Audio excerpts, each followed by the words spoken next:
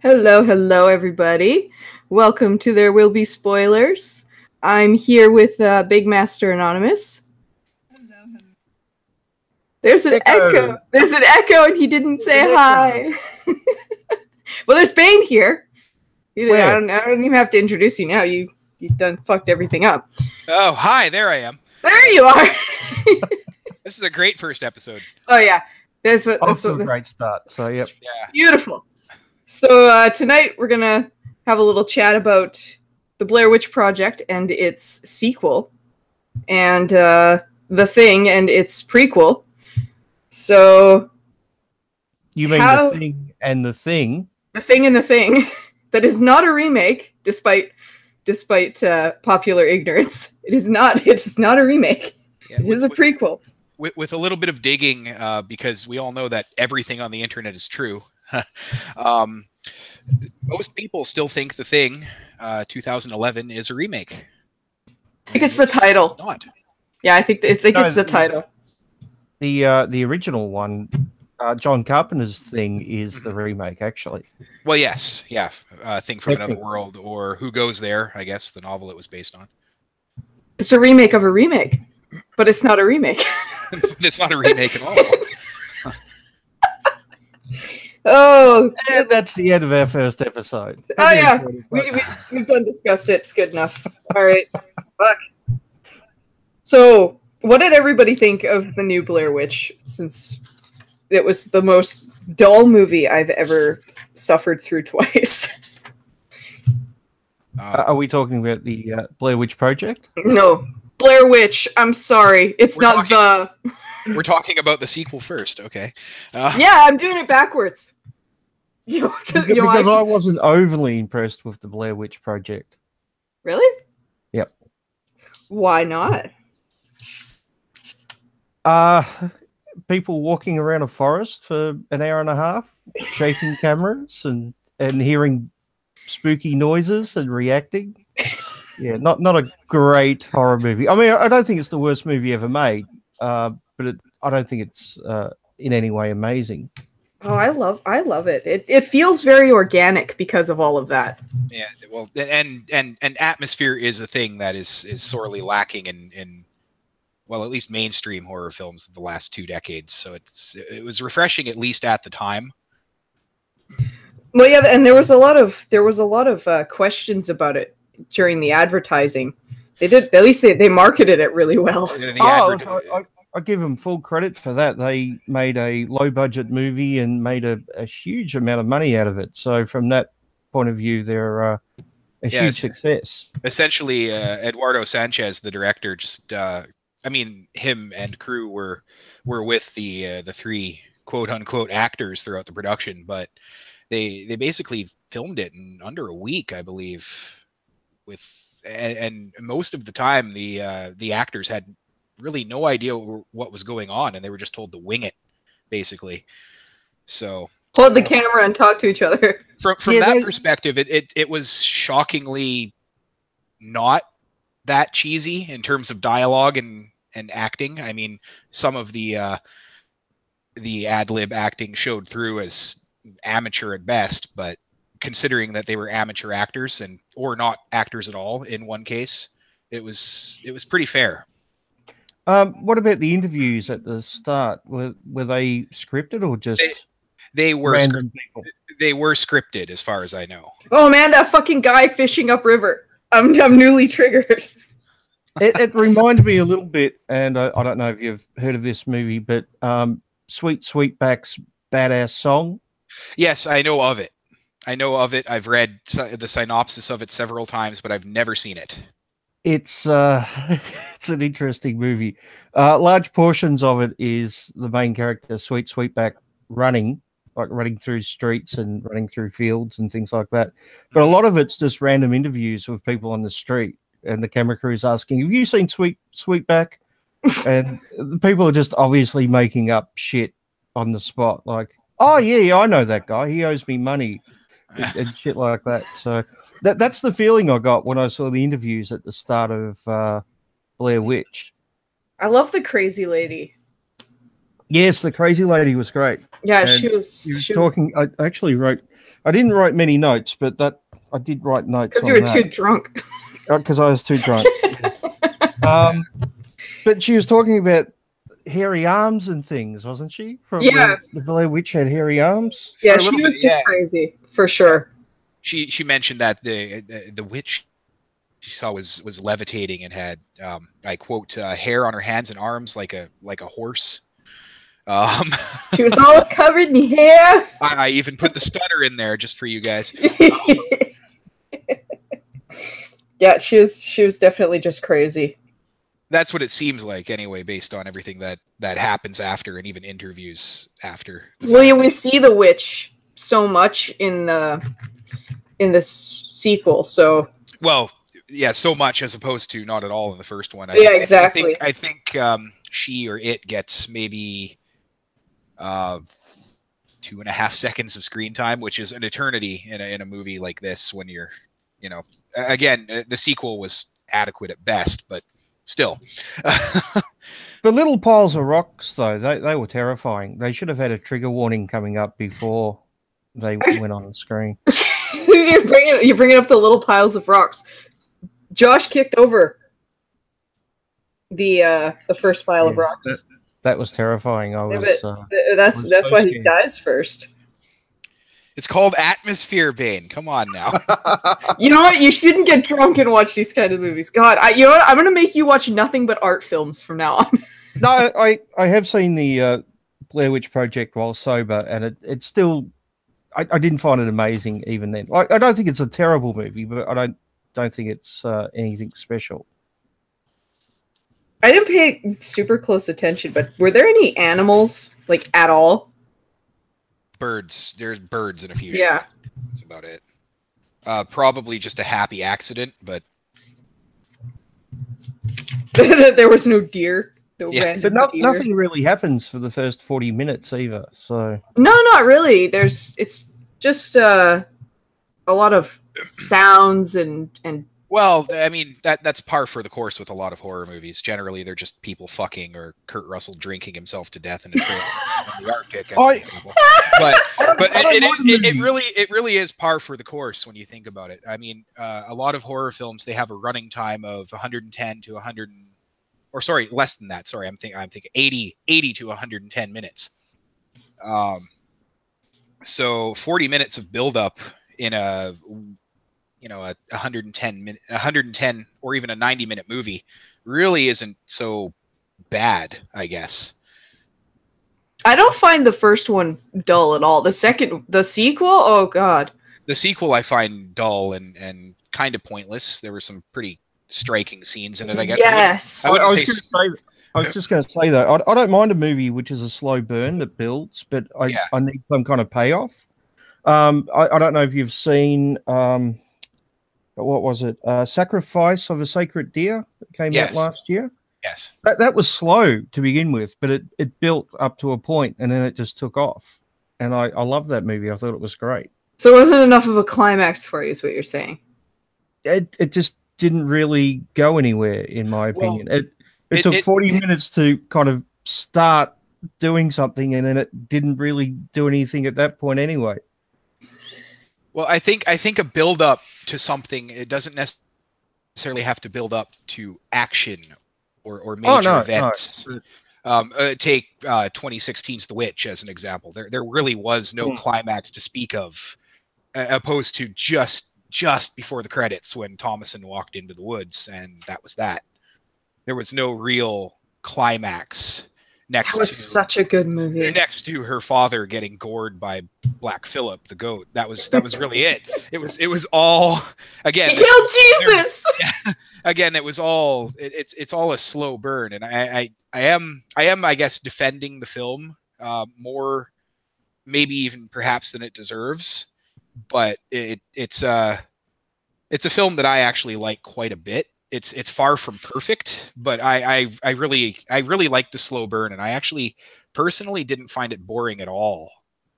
I suppose that's just a subjective personal preference, but I think my only issue with The Witch was the ye olde English was a little hard to understand at times.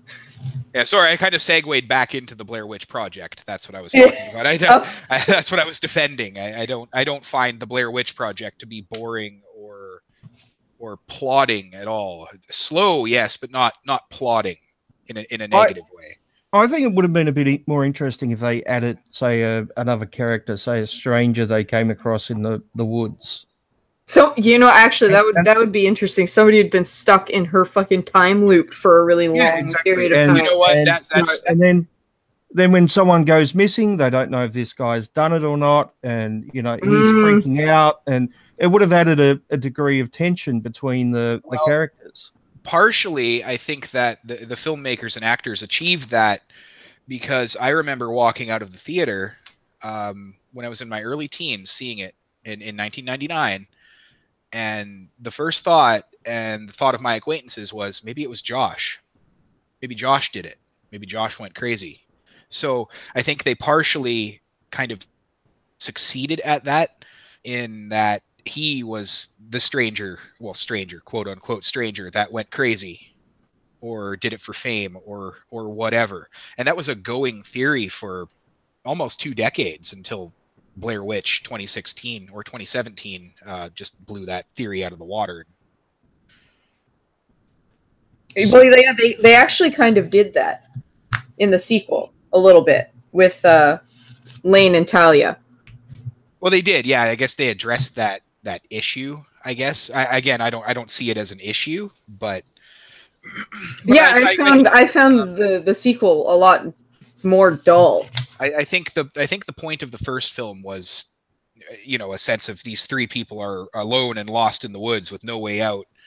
They're clearly going in circles despite their compass. I mean, it's a story that's been told in film 100 times before, but I thought it was a bit more compelling than I think most audiences found it for the first 10 years of its existence, and it's definitely picked up steam as maybe not a modern classic, but at least a modern horror film that kind of fits the mold, I guess. Well, I wrote some notes of while drunk and watching it of 3 examples where I thought the being lost and the conflict between the characters was done better than in Blair Witch. Okay. So the first one is a recent movie called The Ritual. The Ritual I have not seen.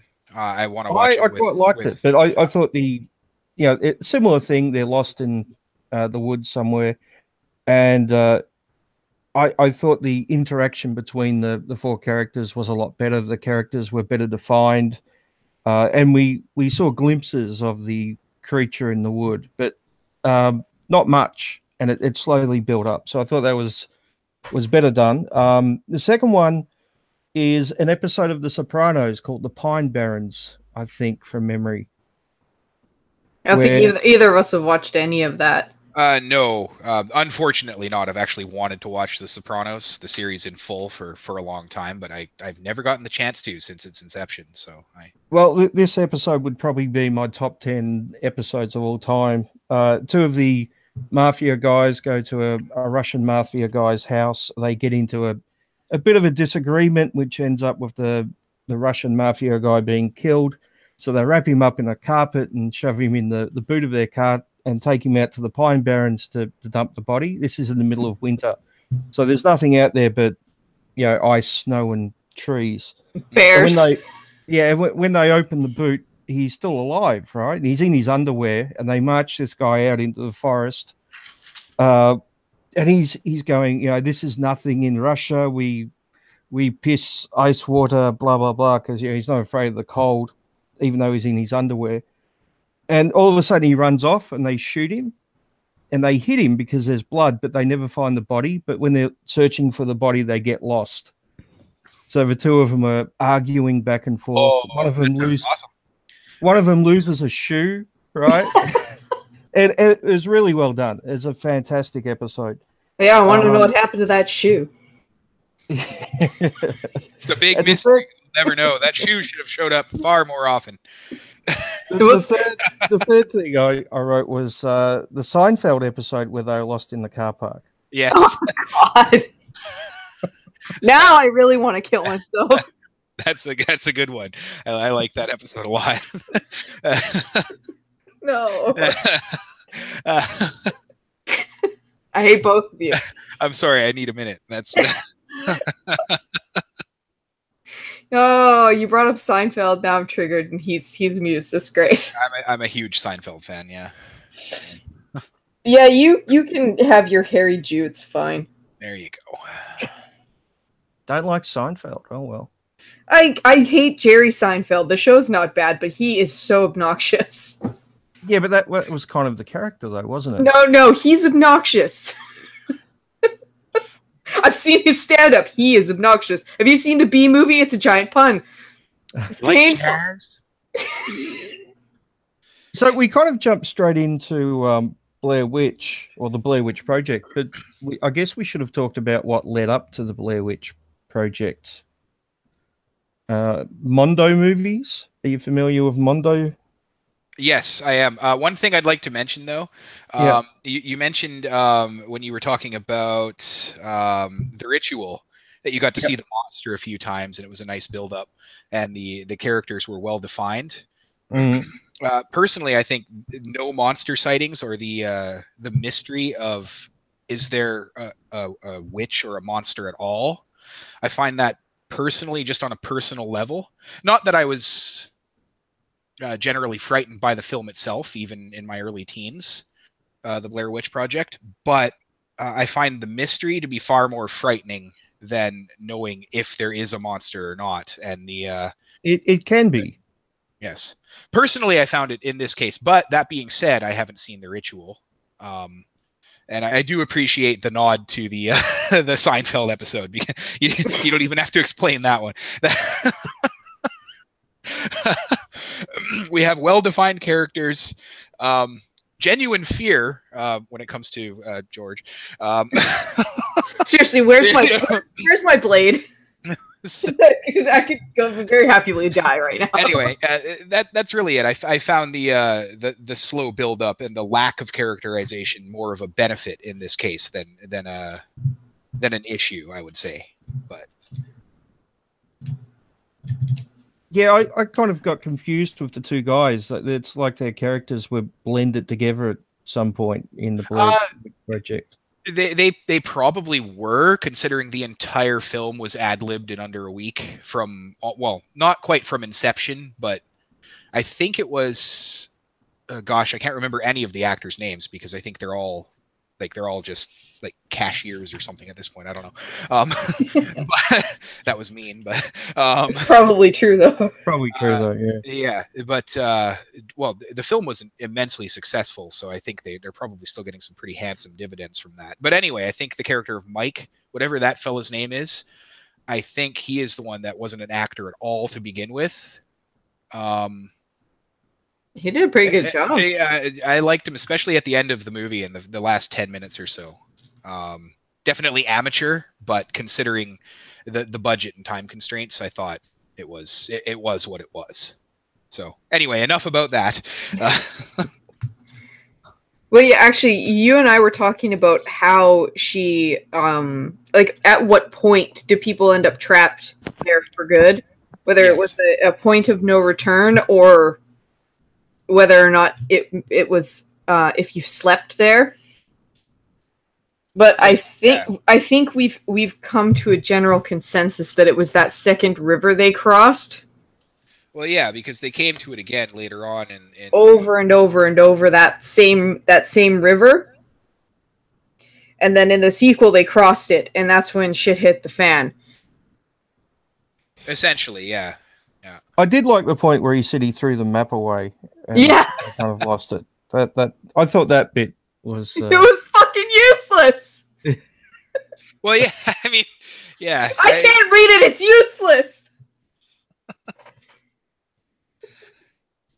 Yeah, there are a lot more. There's a lot more that I could say about those two films, but anyway, Bane, I'm sorry. What were you saying? Well, I thought we should just briefly discuss Mondo cinema as well as Cannibal Holocaust. Yes, indeed. Because there probably would not be a Blair Witch without that. So I was actually going to mention this later on in the stream. You're absolutely right. That is probably the first mainstream found footage film for sure. I can't say if it's the first. I actually don't know because I don't believe well, it. it was influenced by Mondo, which are kind of Yes. pseudo documentaries made to shock. So Yes. I guess the most famous one of most famous series, at least, of the Mondo cinema would be Faces of Death. Faces of Death 1 through, I think they made 4 of those throughout the years. But yeah, the first one, that was, yeah, the first one definitely made to shock, I suppose. Yeah, I suppose, did that actually come, that came before Cannibal Holocaust, yeah? No, but Mondo cinema was around since the Yes. 60s. Yes, so... But probably the most famous Mondo movie would be Faces of Death, and Shocking Asia as well. I think is another one. Yeah, there were clips from that, I think, in Faces of Death 3, or at least a trailer on the DVD I have. I still have to watch Cannibal Holocaust. Yeah, she hasn't seen it actually. No. So yeah, so basically Mondo used real footage mixed with fake footage. But Yes. they packaged it all as real. And that led to Cannibal Holocaust, which is a direct line to Blair Witch, because it's a group of documentary makers who go into a forest, and they don't get killed by a witch, but they get eaten by cannibals. Did they murder a turtle? Yeah. The animal violence is famous. That's why there are 2 cuts of the film. But anyway, they really did murder a turtle. Yes, turtle murderers. The director was arrested too in Italy for making a snuff movie. Well, yeah. They actually they arrested him because authorities, I guess, had thought that he had killed his actors because the effects and the performances were so convincing at the time. I need to watch this movie. That he thought that these people actually died and all of these events actually took place. Well, it was packaged as if it was actual found footage, so it was. It absolutely was. Is there no disclaimers or anything? Also, I'm not sure if this is true. Well, absolutely not. No disclaimers, especially in trailers. Yeah. Especially in trailers at the time. But I do believe, I'm not sure if this is true or not, Bane, but I do believe that the director actually asked his actors to disappear for a time. This is something that was it's on my, what's it called? 42nd Street Forever Blu-ray. It's a trailer collection of Mondo and blaxploitation films and whatnot. There's a small interview on there with, I can't remember his name, something Diodato or something. He's an Italian man. And he asked his actors to disappear for a time after shooting the film to further market the film as real, I guess. So that's good marketing, but Jesus, well, it is. But the judges and the courts and the authorities had a hard time actually tracking the actors down. I don't know if they actually signed any legal document saying that yes, we won't work in film for say a year or 2 years after Cannibal Holocaust. I'm gonna sign a non-disclosure agreement even if you go to prison. So I think that the authorities' reaction was knee-jerk and kind of pathetic, but at the same time, I'm also on their side thinking, okay, well, this is something that we've never seen before. I'm barely on their side, but a little bit, right? It's like, maybe we should ask this fellow where these actors went because we can't find them. Well, I'm sure snuff films really do exist and have existed for a long time, so I couldn't blame them for investigating if they did it that well. No, I suppose not. I mean, hey, that's a testament to how well the film was made. If they actually thought it was real. Wait until you see it. I want to see it. I do. I mean, even with the turtle death, I will still watch it. There are 2 cuts of the film. I was going to say there's one without the animal cruelty and one with. Oh, show me the full cut. I'll survive. Yeah. I've watched PETA videos. I'll be fine. Well, There you go. Oh, that segue for 2 seconds. There was this fucking picture floating around by PETA of a sheep that was basically skinned alive, and they tried to call it shearing. Oh, that was foam. Oh, God. It wasn't a real sheep, no, but they were like, if you shear your sheep, this is what you're doing. And they held up this bloody, skinned sheep. Like, if you buy a turtle as a pet, this is what will happen. And it cuts to the scene. And there. You like muskrats? Well, not anymore. I like turtles. Anyway, no. To get somewhat back on track, Vane, you're absolutely right about Cannibal Holocaust essentially pioneering the found footage film, at least in the mainstream, for sure. Although we should give credit where credit is due, it's really the Blair Witch Project, which has sparked the recent spate of shaky cam movies, as I like to call them. Yeah, it did, and whether or not one actually enjoys those in any way, I can take them or leave them, save for 2 or 3. You mean I can't take my webcam into the forest with like half my shirt ripped and run around and shake it and then like make a lot of money? I can't do that. There seems to be a movie like that coming out every month, so you probably can. Save for the 2 or 3 that I actually enjoy. Out of the hundreds that exist, it certainly did. In 1999, it not only reinvigorated the documentary found footage film, I guess, it was the inception for most people. Because, I mean, let's face it, most audiences in 1999 that saw the Blair Witch Project, as big as they were, don't know anything before 1990, let alone Cannibal Holocaust, which I think is 1980 or 81. So. Yeah, I'm gonna get you to chase me around in the playground out back now with the laptop. Just chase me with that. We'll make a movie. It'll be great. I'll scream a whole bunch. I'll fall down. I'll get dirty. There you go. I'll get some homeless guy to peek out from behind a tree, and you'll scream bloody murder. Yeah, but you need at least one shot at night. They all have a shot at night. Oh no, all at night with a flashlight. That's it. Yeah, and the final scene is where the camera's dropped on its side and you see something in the distance. Oh no! You see nothing at all. You just hear the homeless man asking if he's finally going to get his 6-pack, very vaguely. And then you're gonna pay him the terrifying. That is a terrifying film. We're in the money. Oh, I mean, you could buy that motherfucker with a tall can. What are you wasting a 6-pack? I think we should stop this stream right now and go and film that because me too. What are we gonna call it? Busty redhead falls down. Well, that's. I think I saw that one.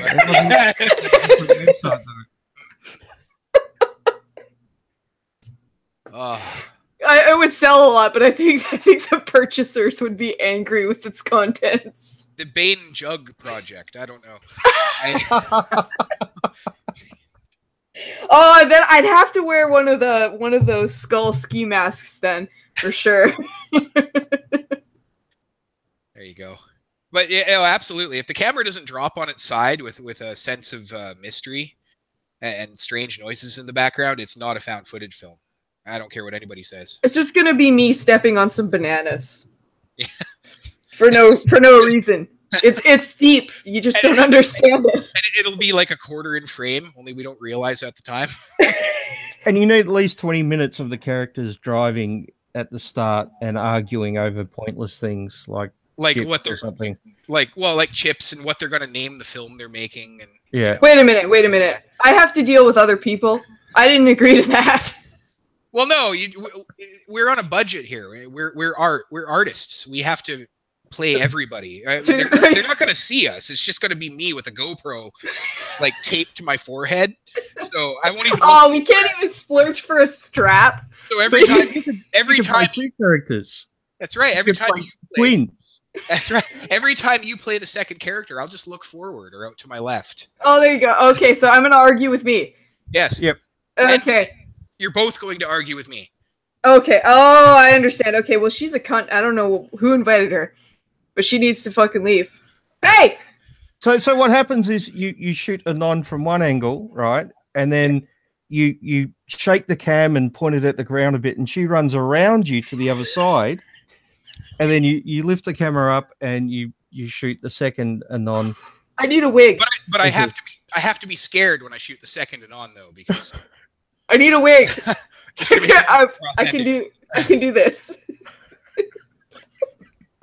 The kitchen's big enough. We don't even need to go outside. We're gonna have to buy some bananas though. Where are we driving to if we end up in a kitchen?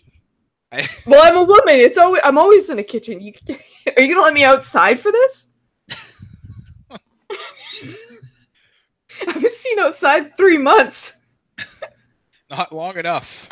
Oh, what did I do? I don't even remember why I'm being punished anymore. This has devolved. I knew it was gonna happen. You don't like Halloween, that's why. I don't. I don't get enough candy because I'm too old. It's bullshit. Could I just be a fat 12-year-old? Do you think they'd give me candy then? The fat 12-year-old. That will be the fourth mysterious character on our The fat 12-year-old asking for candy in May. Yes. We'll just have him standing in the background at a distance. Yes. Just standing there staring. And like every now and again the camera pans and there he is. Yes. Please, And sir. it doesn't Can I matter have where some more? it doesn't matter where we are. Like we could be in the middle of a forest, right? And Yeah. it pans and there he is, just Standing standing behind a tree. Yeah. Like he's following you. Oh, he's trying to steal my fucking candy.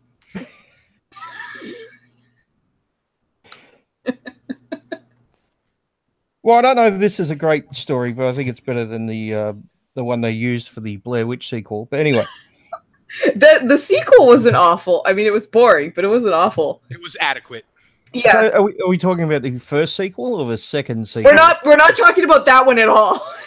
No, get out. No, I mean, no. What was it even called again?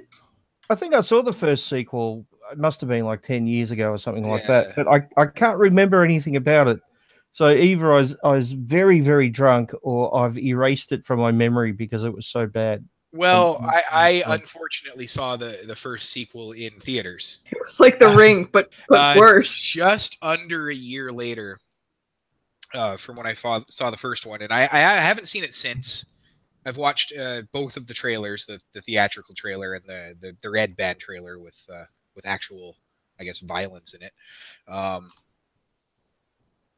It's ridiculous in the worst way. It's not. It's what's known as a cash-in. It is an absolute cash-in for sure. Why didn't they do a good job then? God. Oh, it's a cash-in in the worst way too. I can't really say anything about it at all because I haven't seen it in almost 18 years. But it was ridiculous even to my early teen self. At least why didn't they do a good job? Because they wanted to get it out quickly so they could cash in on the name Blair Witch in case, suddenly something else became very popular. Well, that's right. And why put a lot of money into it when people are going to go see it anyway, right? Yeah, but it was awful. Yeah, but you do it cheap and people go to see it because they love the first one and you make a bundle of money. I'm not saying it's a good thing, but that's what happens. At least the one they came out with fairly recently was okay. Like it wasn't great. At the very least, it was a mainstream hard R-rated horror film in 2017. At the very least, I enjoyed some of the stuff they did, and it was adequate. Yeah, and at the very least, it's not an awful modern horror film by any stretch of the mind. It's just often it's by the numbers and generic to a fault, and it really has nothing new to say or do, which isn't always a bad thing. But I enjoyed a couple scenes in it. Obviously, I could talk about the marketing of Blair Witch 2017 for a minute. It was actually marketed as The Woods for I think a year and a half. And the trailers are actually really well done. That's something I enjoy a lot when it comes to horror and sci-fi is trailers. I could watch endless trailers, especially of older films. But it was known as The Woods and marketed as The Woods for a long time, and it was revealed about, I think, just 3 months before the film.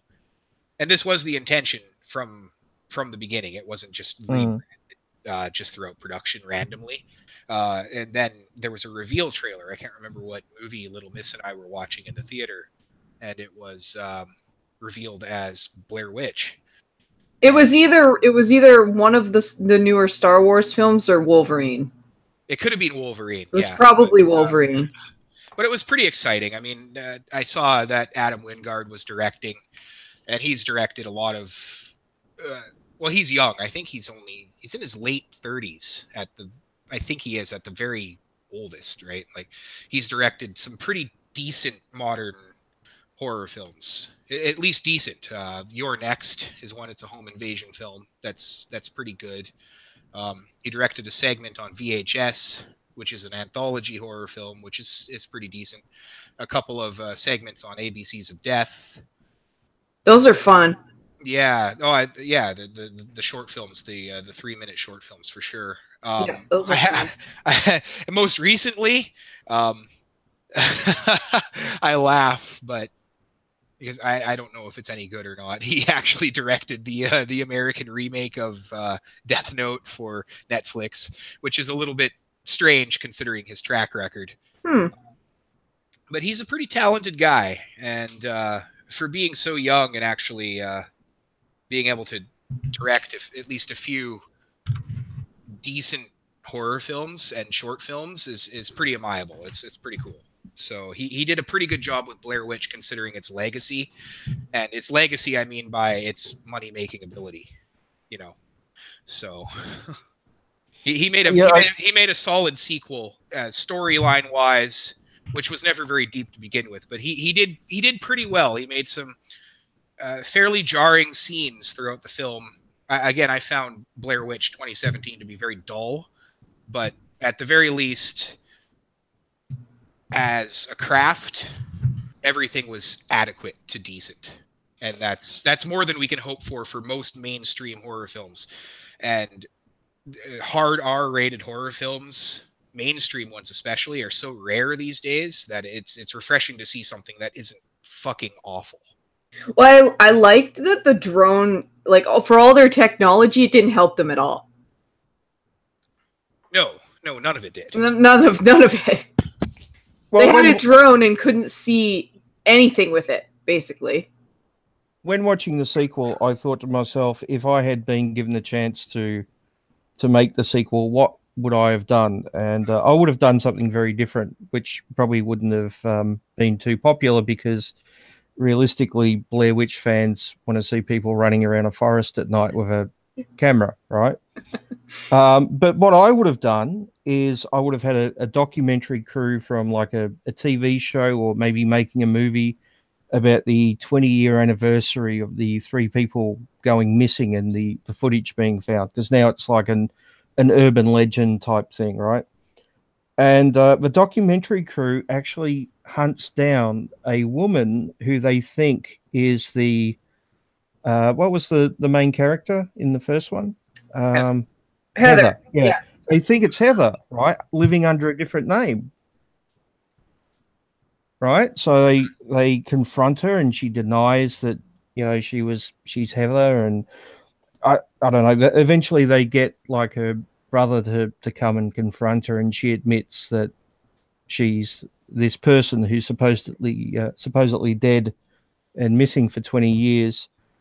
And she breaks down and then agrees to lead them into the forest, which is where we have the final act with things going bump in the night.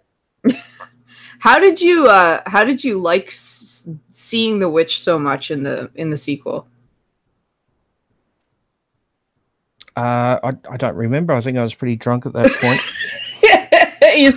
You see her a lot at the end, like quite a bit. I'd say 2 to 3 minutes. She has about 2.5 seconds of screen time.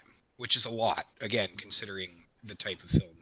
In the sequel. Yes, in the sequel. I thought she was on there a lot longer. No. It felt a lot longer. No, I actually Did like she have that. hairy arms? No, that's how we know Crazy No. Lady. It's crazy. So the crazy lady lied to us. Or Ah, maybe it's a so different lying. witch. Maybe it's a different witch. Maybe there's more than one witch out there. There's several witches. Oh, the next sequel, The Blair Witches. Oh, ooh. They're like up there fucking breeding them. We could have a witch off. There you go. the fucking psychotic time warping controlling one versus the hairy one. Yes, all the time travel references and such in both of the Blair Witch films are. Oh, she 110% controls time. Like And we don't. Sasquatch. It's Sasquatch. But she probably eats those. Maybe that's what she saw. The crazy lady saw Sasquatch, thought it was a hairy witch. Yeah, I think my main problem with the sequel, despite it being dull and too many ridiculous jump scares. Oh, the fucking jump scares! I hate jump scares with a passion. Jump scares are the cheapest, most ridiculous thing unless done absolutely perfectly from a critical standpoint. The thing that drove me nuts is there was far too much that went bump in the night in the sequel. Yeah. And it wasn't good bumps. They were people bumps. No, they were fake outs. That's pretty much every shaky cam movie, isn't it? No. There was too much that went bump in the night. Far too much. The first film was great in the sense that we didn't know whether any of this was real or not. That's a good thing. Things going bump in the night and us and the audience constantly seeing a monster and constant action and just constant horror and constant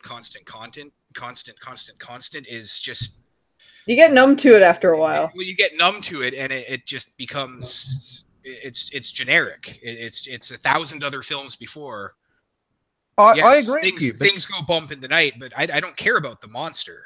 I don't give a shit about the monster. The monster isn't scary. It's the anticipation. The anticipation and the predicament itself that's frightening. Not the monster is hardly ever frightening to me, and I think most audience members will attest to that. That it's take The Thing as an example. Yes, Rob Botton's effects in The Thing are jarring and frightening and amazing, but the anticipation of who is human, that's what's frightening, not what goes bump in the night. Oh, good segue. Not what we see. So what you're saying is the external threat is used to create internal drama. It's the external threat that we, the audience, doesn't see that creates the internal drama within the audience. Yeah. We are separate from the characters on screen. We're different. We're not in the film. We can suspend disbelief as a film watcher, but we're not in the film. That's childish in the worst way. We are on the outside looking in, and that's the whole point. But don't you think young audiences these days just want constant jump scares?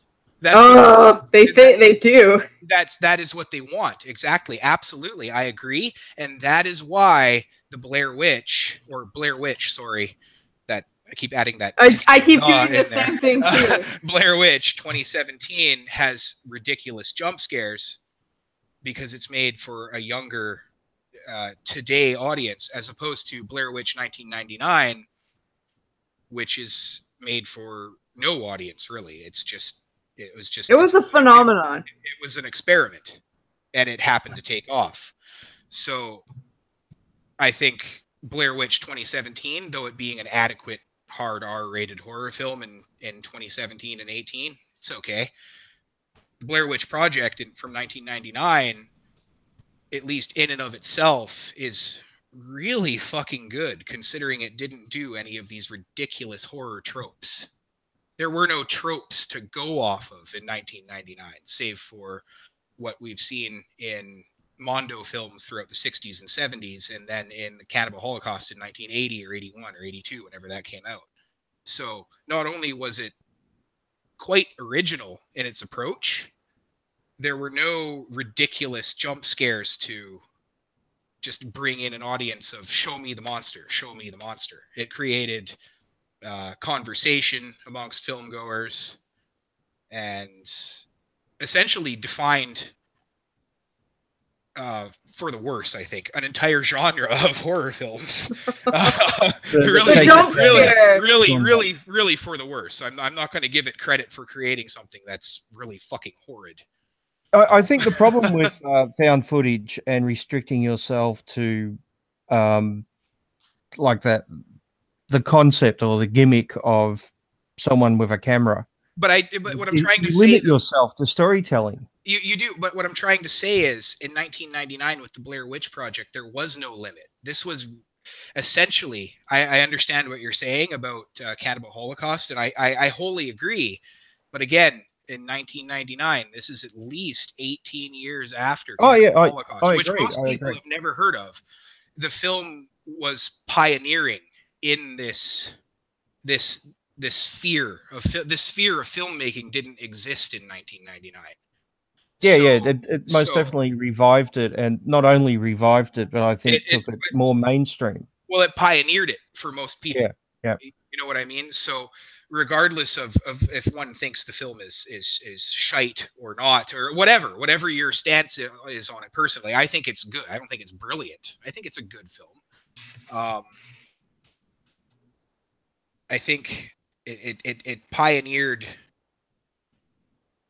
for itself. It didn't pioneer a genre. It did, but it didn't pioneer it because it wanted to do that. It was just an experiment based on, okay, let's send these 3 non-actors out in the woods for 3, 4, 5, 6, 7 days with very little direction, and let's see what they do. And I think that's a great concept. Mind you, most of the time experimenting like that isn't going to get you great results, but when it does, it's well, they were expecting they were expecting the film to not only tank, but just to get a small cult audience, which they would have been happy with at the time, but it just exploded. And I personally think that it deserves its accolades for the most part. I do. There's a lot more that I could mention about just the plot of the film that the film goer could fill in on his or her own. And I think that's the beauty of films like this. We can fill in the blanks, and it's always open-ended. So what are some of the theories going around about Blair Witch, the 2 movies or the first one? Well, most of the theories have been debunked. Because of the second one. Yeah. The 2017 one. Yeah. Yeah. The going one was, like, as I said before, is that Josh was essentially the catalyst of all of the shit going down in the last real-time 20 minutes of the film. So he's the one that threw away the map, is that right? No, that was Mike. That was Mike. Oh, that was Mike. Okay. Less generic names might have helped. That's something I could nitpick. Why couldn't one of them be like Hoyt or something? Hans. And they weren't on camera that often either, so that. Well, no, they weren't. Yeah. What? Those 2 were on camera the most. But again, that's more than Heather. Yeah, she didn't point the camera at herself all the time. She was always carrying it. Oh, okay. Again, God! that points to lack of characterization, which I don't agree with. Yeah. The lack of characterization is an asset in this case. We don't need to know everything about these people. We don't need to know their motivations or why they're there. Who gives a shit?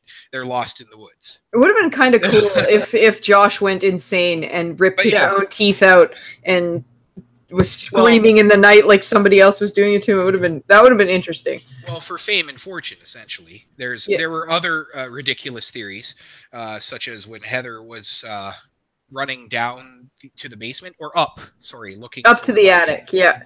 That it was actually the witch herself holding the camera, because we see Heather drop the camera briefly. Yeah, the one camera had audio, but the other one didn't. That's why it sounds like that. So that was a going theory. It was since debunked with very careful cutting of it was just careful editing of the film, I guess, that you could actually watch this, and I see it to this day. I watch that clip over and over sometimes just for a couple of minutes. I did before this stream tonight, and I can see how people would think that. It's the sound too, it throws it Yeah. off, because she sounds really far away even though she's carrying the camera, but it's the bigger camera that had the audio on it. The camera she was holding didn't have the audio. Yeah, but I can see how people could come to that conclusion. And the third major one, as far as I know, is is always the conspiracy theorists, is aliens. What? Yeah. Hairy aliens that look like horses. Hairy aliens that look like horses, yeah. Could happen. Yeah, there you go. Has it happened to you lately? No comment. Yeah. Are you okay? That's what happened to your computer, isn't it? We'll talk about this in private after the stream. All I know is I'm part of a group. Don't worry. Oh, okay. This is for the off air. This is for the after. The after. So we have support. This is good. Okay. Okay. All right. Are we talking illegal aliens or? Oh gosh. Yes. No comment. No. Damn I plead the fifth. Also, do you know how racist the second one was? Jesus, they killed the black guy first. And then they killed a woman. Every time you mention the second one now, I think of the 2000 cash-in, and I think, what? They were all white goths. What are you talking about? Oh, okay. They killed women, and they killed the black guy, and they were so racist.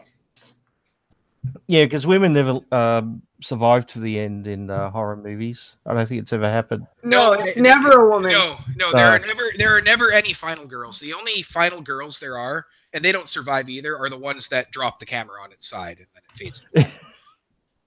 Really, she just ran off. She just. Oh, yeah. Okay, Race in the chat goes, yeah, but did they kill the dog? That's a very good question. If they kill, any movie that kills a dog, I don't want to watch it. What if it just yelps in the background? You know what? John Wick made me want to kill myself. I never cried so much over a beagle in my life. I didn't know I loved bagels that much. Okay, so The Thing. Maybe that's enough of me defending an ancient, by today's standards, found footage. Yeah, you guys are so old. Yeah, The Thing. Oh my god, the 2011 prequel makes me fangirl so hard. It's just a fangirl circle jerk. It's fan service, and it's the best kind of fan service, and I want all of it. I thought it was a very good movie. I don't think it was as good as the original. Or when I say original, I mean John Carpenter's things, yeah. not the Thing original. from Another Planet. Yeah. So I don't think it was as good as the original, but it Absolutely was still a good movie. Yeah. Oh no, but oh my god, the last 15 minutes of that was like pure, unabashed fan service. Like, oh, look at this reference. Oh, look at this reference. Oh, look at this reference. Oh, did you see that? Oh. Bane, did you watch past the first 20 or 30 seconds of the credits? Because if you didn't, you actually... you missed out so much. Okay, good. We saw the chase. Oh, good. Oh, okay. Oh, by the way, I should point out that there's a huge mistake in both those movies. Okay. Yeah, they don't have huskies in Antarctica. No, they brought them. They were. No. They don't bring huskies down to Antarctica. They can't because of the wildlife. Huskies. Antarctica is down south, not up north. Yeah. So. Yeah, but what do you mean they can't? What do you mean they can't bring them? Well, they can, but I don't think they're legally allowed. And I don't know of any research station ever to have huskies, let alone two, which are so close to each other. What about in 1982? I'm pretty. Look, I'm happy for someone to correct me, but I'm pretty sure even back then they would have. I'm going to Google it right now.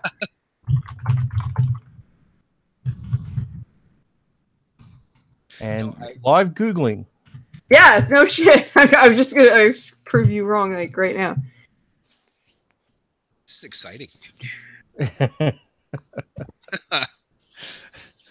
You may have found someone going there in, I don't know, 1800s or something with which might have been where the rule of no Huskies came from. I don't know myself. I just, when I was a kid, I mean, I first saw the thing when I was far too young. I mean, I must have been 8 or 9. In the early 1800s, the fucking dogs were banned in the Antarctica. How old are you? But the penguins and the wildlife down there don't have any natural land predators, so they wouldn't run away.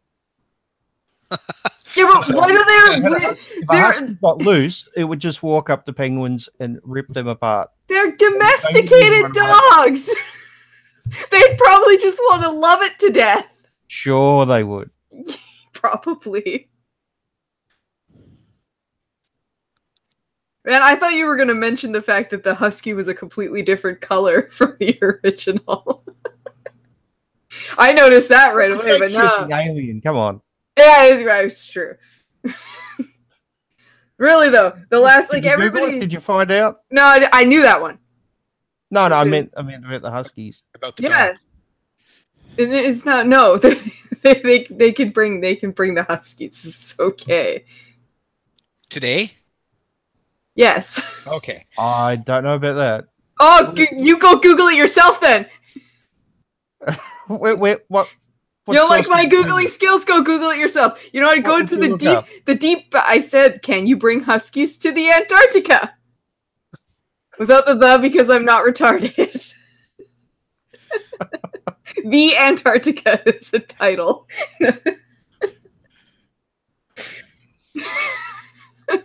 Fuck you. That'll be the sci-fi remake of the thing. The Antarctica. The Antarctica. That'll be the question for this show. Can you bring Huskies to Antarctica? Yes. Or do research stations have Huskies in Antarctica? That's the question for the show. Oh, you're moving the goalposts now. You're being very awfully specific. Well, you can bring them there, but the question is, are you allowed to have them there? And do research stations have them there? Couldn't they? Now you're being all specific and shit. What did you say? Couldn't they have snuck them there? Especially the fella from the first from Carpenter's 1982 film. Oh no, he had 6 or 7. Two different research places, though? Because they're on two. No, that's to be fair, the other one only had one.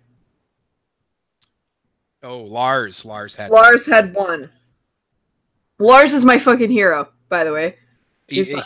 I agree. He is a badass in the prequel, but he really fucks up with that grenade in the beginning of the he does. Bad. Yeah, he does. Like watching it now, he's a badass in the prequel, and then watching him fuck up so bad with that grenade. He's probably been surviving for who knows how long in the freezing cold by himself, maybe a little nuts. He throws 3 or 4 before he blows himself up. Watching him back to back last night, I love the way that the prequel took such care to present all the bits and pieces that we see of the base in the original, like the axe in the wall and things like that. It was a loving homage for sure. It was almost exact in its recreation. It was pure fan service. It was beautiful. Like I remember watching it for the first time, and I turned it on expecting to hate it because everybody said it was a fucking remake, and it's not. It's prequel. Pretty much the same story, though, isn't it? It is, but like they actually made enough changes to it that it wasn't boring. Like I agree. The CG, I know it wasn't good, but they used it so they could make the thing go fast. And to its credit, to the CG's credit, there was a fair bit of practical effects in the film. Yeah, whenever it wasn't moving really fast. Unfortunately, you have to look for those practical effects, but what practical effects are there are actually on par with Rob Bottin's work from the original. Well, they used some of the original puppets. Well, they did, but not puppeteers. No, So that no. does make it makes a difference. Yeah. So what I mean by Rob Botton's work is literally his work. So puppeteering work, makeup work, you name it. It was on par with his work, which was pretty awesome for the, I suppose, 25, maybe 30% of the ratio, 25 or 30% to 70% CGI in that movie. The only thing that could have made my fangirl boner any bigger was if it had been all in Norwegian. Like I was a little disappointed when they brought Americans in. They did, yeah. I wondered that actually the first time we watched it together. Yeah, when because the first 5 minutes are those three guys. I mean, I get why they did it. You get those butts in theater seats that way. Well, yeah, if it's totally. But I found the Americans, all three of them, to be kind of not tacked on, but just kind of, they're there to plant butts in theater seats. And they're not bad. They're not even that badly written. They're there to make people speak English. I really like Mary Winstead's character. I think she's a decent actress. And I thought she did very well. Oh, yeah, she didn't offend me. Speaking of which, two questions. The first one is, what happened to the, what are they called, snowcats? The vehicles? Yeah, I asked that last night or the night before when we watched it, yeah. If you watch the original, there is a bunch of equipment sort of snowed over, and she took one of them. Yeah, I know she took one of them, but so the other one probably froze to death. Yeah, probably. Yeah. So the other one could just be assumed to be one of those pieces of equipment that's covered in snow. So my second question was: she actually survived at the end of the prequel. Do you think that was to possibly have a sequel? I fucking hope not. I fucking hope not. I hope not. I mean, it's kind of like with Childs and McCready's ending of in the original, and John Carpenter's original. It's assumed they both die and freeze to death in the snow. And I think that The Thing 2011 being what it is, which is kind of a remake in the way that, as Bane said, the story is very similar. It's essentially the same story, which is okay in and of itself, but it led me to believe I didn't even really question or think about it. She either sat in there and just froze to death out of fear and anguish, or she tried to get as far as she could and froze to death. Just like Childs and McCready. Before she realized the American guy was turned, she could have gone. She could have. They were talking about going to another base. Yeah, the Russian base, which was 50 miles away. So when I watched it last night, and I realized, hold on, she never got killed. I thought, I wonder if they left her possibly alive, so they could possibly do a. I seriously hope not. I seriously hope not. Well, but like, she burned all the gas too. By the way, here's a question regarding that. This is conjecture and kind of fanboy. What if somebody like, oh God, see, I'm drawing a blank on a name now. I don't know. Somebody who actually knows their shit were to actually pick something up like that and continue it. I don't know how many times I can watch that movie over and over again. Yeah, because it would be essentially the same plot. Unless they let it get to civilization, in which case, then it would just 28 days later with The Thing. Yeah, exactly. I once again thought, if I was going to do a sequel, what would I do? And I came up with two ideas. One would be, 30-something years later, so you can put it in a modern time setting. A post-apocalyptic setting, maybe. Well, no, you're jumping the gun. That was my second idea. The first one was like an underground base in Antarctica where they've been studying the organism for the last 30 years. So you can have scientists there, and they have all different protocols to make sure no one's been infected, and somehow it gets out. Maybe they're trying to communicate to it. So you have a similar thing, but it's a bit different. And the other idea was, of course, it does reach civilization, and that would be a totally different movie. It would be pod people. Well, it'd be interesting to see what the world would look like if a country was taken over by this thing. Probably not much different. Here's a question. Actually, Bane, It yeah, obviously- she brings up a good point about body snatchers, though. Yeah. What would a country look like if this thing took over?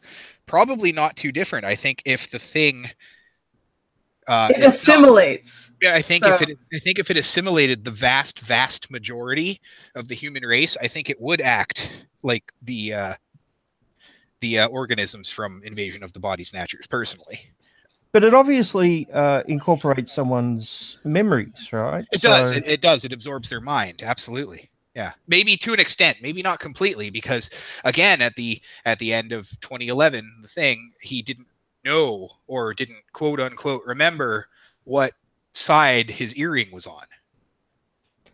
Right, so so it does. He remembered about the Russian fucking base that was 50 miles away. He did. That's another thing. Yeah, Was he telling the truth? Maybe it remembered him seeing his image in a mirror, and that's why he got the earring wrong. Very good point. Very good. But if it has to incorporate someone's memory, right? Because at least to an extent, their voice, it speaks English, it pretends to be someone. It obviously interacts with people. It certainly pretends, and I think it only pretends, and it pretends. I think it's on edge. I don't think it's comfortable with this situation. No, so I had thought that for a while it was just scared and trying to get away. Like think about passing out in the ice after a car accident and then waking up in a laboratory 100,000 years later in a block of ice. In a laboratory though, with strange creatures who want to poke it and prod at you. I'd be a little bit afraid. But 100,000 years it could be the last of its race. I mean, well, that also begs the question: is it a race? Is it a thing in and of itself, or is it essentially everything at this point? Actually, yeah, that's a good question. Was that form, the form we saw in the ice, was that its true form, or was that an assimilated creature from another planet? Or many hundreds of thousands of different things. Creatures. Yes. Things. Hence the thing. Yeah. And it's obviously intelligent because it was trying to build another ship. So it's as intelligent as the things it assimilates, I assume. Yeah. Well, wanted to get away. That's for sure. Because both times it tried to either create a ship or get back to its ship. And that's very true.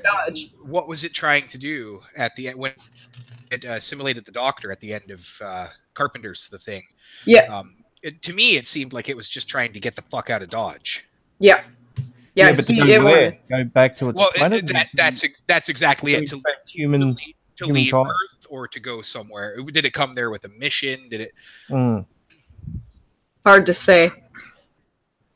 Also, I had asked the question if it could be more than one entity at a time, and the answer is yeah, I can. Yeah, the prequel pretty well answered it. Yeah. Are they linked though mentally? Do they know what each other's doing, or are they individual creatures? I think they might. I think perhaps the dog was assimilated far before. Oh God, I don't even remember that character's name in 2011. The fellow with the earring at the end in the. Oh, that's gonna bother me now. No, I don't remember it either. You know who I mean. Yes. It's kind of forgettable, but yeah. The white American. There you go. The white American. I think that the dog could have been assimilated far before that. So I think maybe. I mean, I don't know if there's any evidence to, back that up, or even if the filmmakers even thought of that. They probably didn't. It didn't assimilate the dog until the end. The dog's body is still in the cage at the beginning when they find it. It's bloody and in the cage still. At the beginning of what? The prequel. No, the dog was running at the. At the end. Yeah. So at the end of 2011, it was. Yeah. Oh, okay. That's when it went. It went back for that body. Well, who went back for that body? The thing went back for that body because they left it. Oh well, I guess it can split into many organisms. So I would say yes, absolutely. It does. It does think all at once in many forms. Absolutely, because we saw it split and react and come and meld together. Yeah. So I think yes, absolutely it does. I think it's a hive mind. Yeah. It can. And the other question that was on my mind is how long can it maintain a form? I think probably indefinitely. See, I'm not sure about that because they seem to break apart and go crazy a fair bit. I'm skeptical of indefinitely myself as well, only because when it's afraid, and this is true of both films, when it's afraid or backed into a corner, as you said, it completely loses its shit. Well, yeah, but it's stronger in those tendril spazzed out forms than it is in a human form. It's a self-defense mechanism.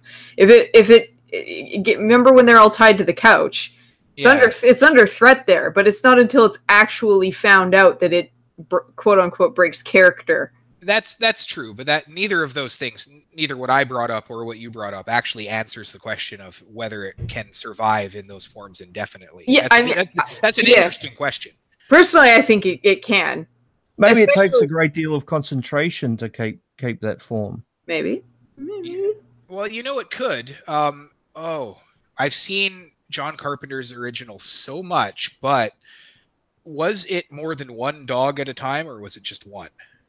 It was only the one dog. It was just the one in the cage, yeah? Yeah, it was just the one. Okay.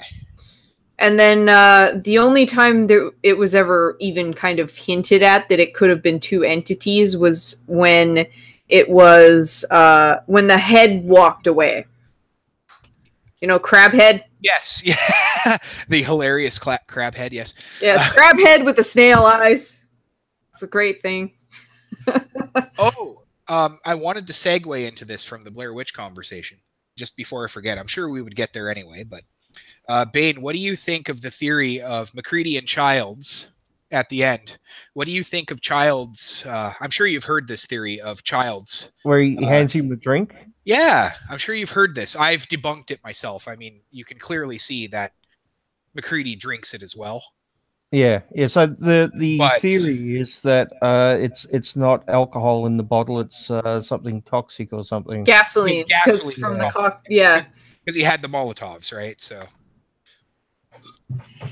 it's an interesting theory, and to be honest, I like fan theories, even the crazy ones. I mean, it's been debunked. It is debunked, but it's still interesting that we can come up with these theories about films that a lot or even just a few people love even today, and actually convince even just a few people of these ridiculous theories.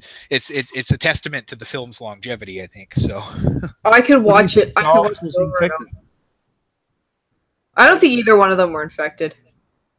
Personally, I think they both just died there. I don't think either one was infected either, and this is just my personal thought on it. I think the paranoia essentially drove them both to sit there and freeze to death. There's also the question of whether or not it could lose itself. That's answered in the prequel, though. Yeah, it's too. It doesn't. Yeah, it's too calculated. It only breaks character again when it's alone with somebody or immediately threatened. And the thing is, I don't think it's trying to get to civilization.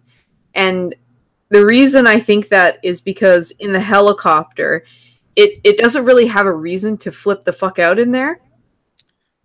Okay. Sorry, can I cut you off there for a second? No, yeah, go for it. Oh God, fuck! I forgot what I was going to say. That scene was one of the things that made me think that maybe it's hard for it to hold its form for a long time. Yeah, I don't think so. There's no reason for it to freak out like that. Yes, they were forcing her. They were forcing him to land. Oh, she flagged him down. That's what I was going to say. What about White American going to the Russian base at the end? He didn't freak out. He didn't freak out until he was on fire. Well, yeah. So I think he wanted her to get in and close the door, so he could assimilate her, basically, and then probably go to that Russian base and get out. I think it was just to get out because he can't get out via the Russian base. He could still go back to wherever and try to actually leave the planet. If it was all on fire, there was nothing there for him to build anything with. Anything with, right? Yeah, I guess they did blow it up. Yeah, and it knew it didn't assimilate Lars. Yeah, he left somebody so when someone gets infected, at what point does it become the thing? And at one point, does that person cease to be who they are? Well, I think I can partially answer that. Again, all of the characters in 2011 are kind of nameless to me because they're not like Childs or McCready or you know what I mean, right? We haven't watched it enough for them No, to I be haven't. ingrained. They're not beloved enough. Yeah. I like the Yeah, film, but I don't Carpenter love it. defines his characters, I think, in the first couple of minutes. They're all very Oh. different, and Oh, he makes absolutely. it very clear. Whereas, the 2011 one, it's not They're so all clear. Apart from a couple. Yeah, apart from essentially the main characters, Lars and what's her face. I don't even remember her name, but she's at least defined as you know what her motivations are, and you can see, you know. Anyway, the fella that gets spliced in the face with the other yes fella, the creature they find at the beginning of 1982. Yeah. With the melted face. Yeah. And it's two faces. Again, I think I can answer that. He was himself being melded into that. It appeared for a long time. It wasn't. And I mean, a long time in and of maybe even a minute or two. Yeah. I think that's a long time. Well, it's probably a long time to be in that position. No, that's what I mean. Now think about that. Again, I don't even know his name, but that big red-headed guy. Yeah. Who had the hand thing shoved into his face, kind of like a face hugger. Yeah. The guy from Game of Thrones. The guy from Game of Thrones. Yeah, that's right. He was still himself when she burned him. You can tell. You could see the pleading eyes and everything. That was the point. Oh, right? That was minutes later. Minutes. Do you know it was the same legs? That was probably 5 or 6 real-time minutes in the film later. So I think, unfortunately for the victim, the potential to remain yourself could be hours, if not days, depending on the situation. Well, but probably minutes. Here's an interesting question. I have to figure out how to phrase it properly.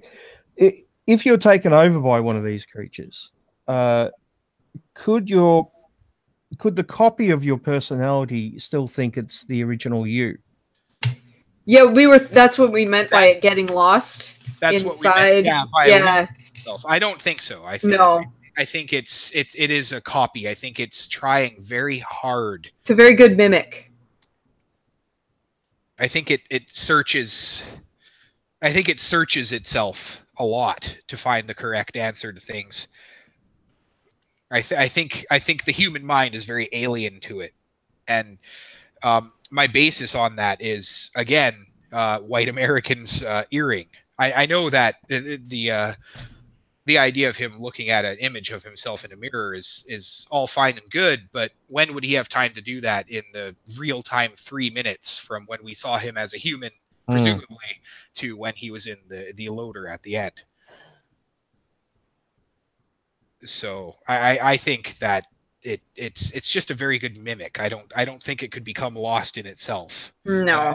And unfortunately, I don't. It's very nihilistic, but I don't think that the human copy of the victim could fight back against it and become. I'm not sure if that's what you were going for, but no. But if the copy believed it was still the human, it would be a better disguise, wouldn't it? With maybe the creature's consciousness as a subconscious. It would biologically, but then how would the creature spread? How would the creature be itself?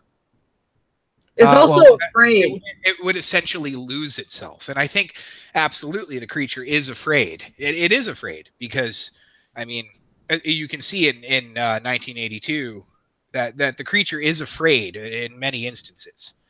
It's pretty obvious that it's afraid.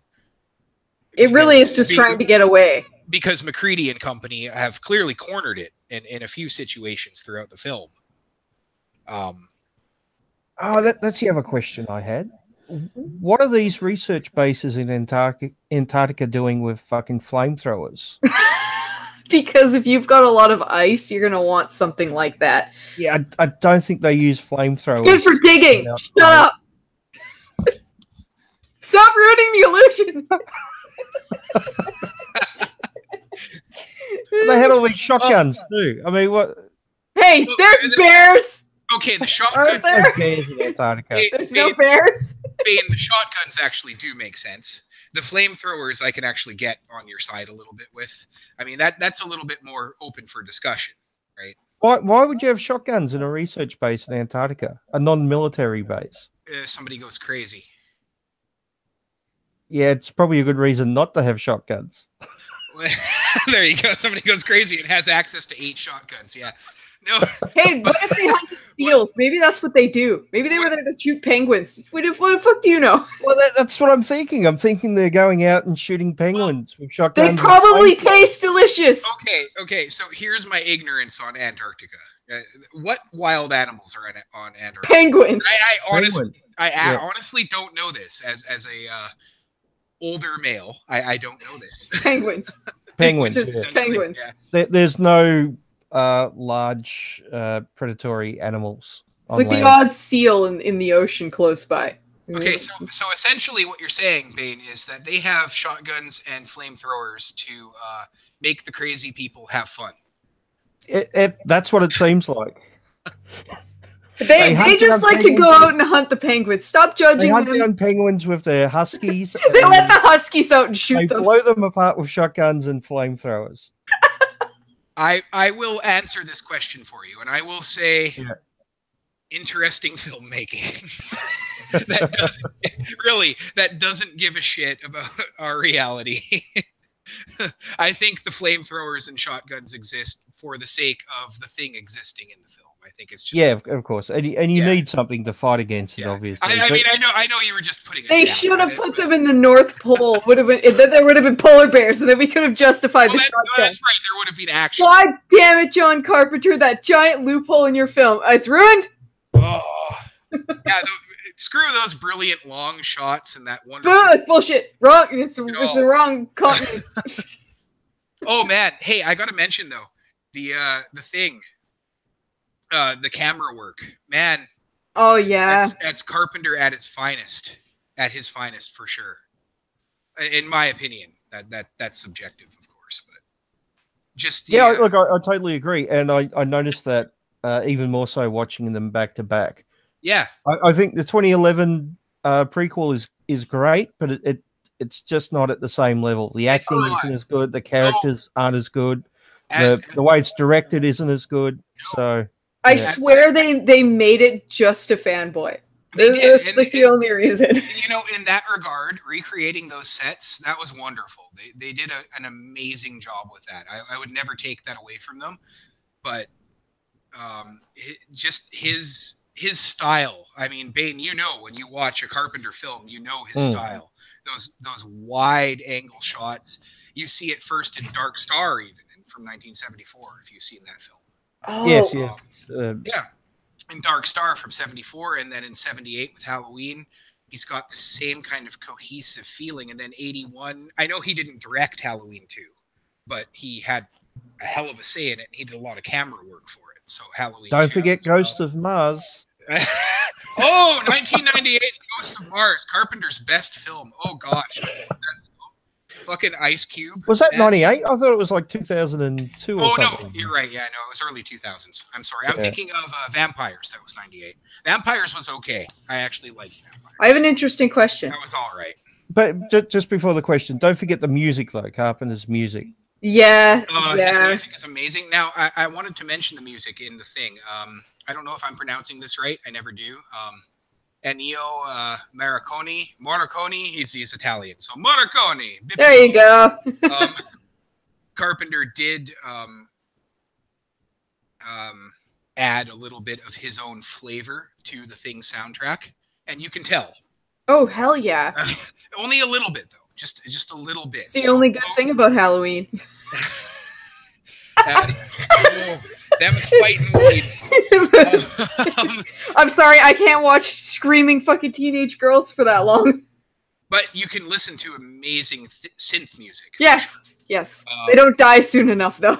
Yeah, John Carpenter's music is iconic, to say the least, in most of his films. I mean... oh, yeah, you can tell it's him.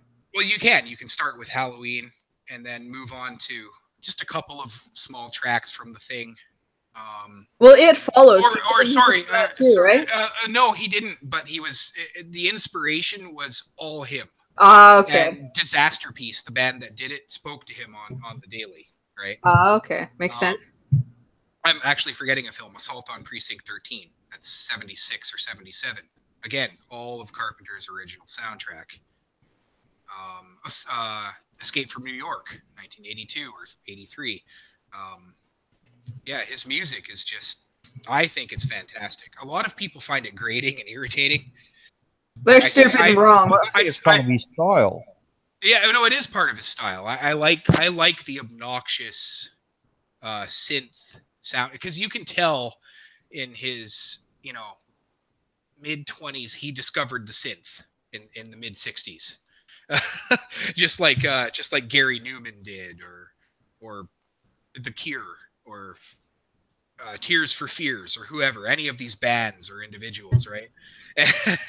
You could tell that he just kind of discovered this instrument and kind of took it to a whole new level.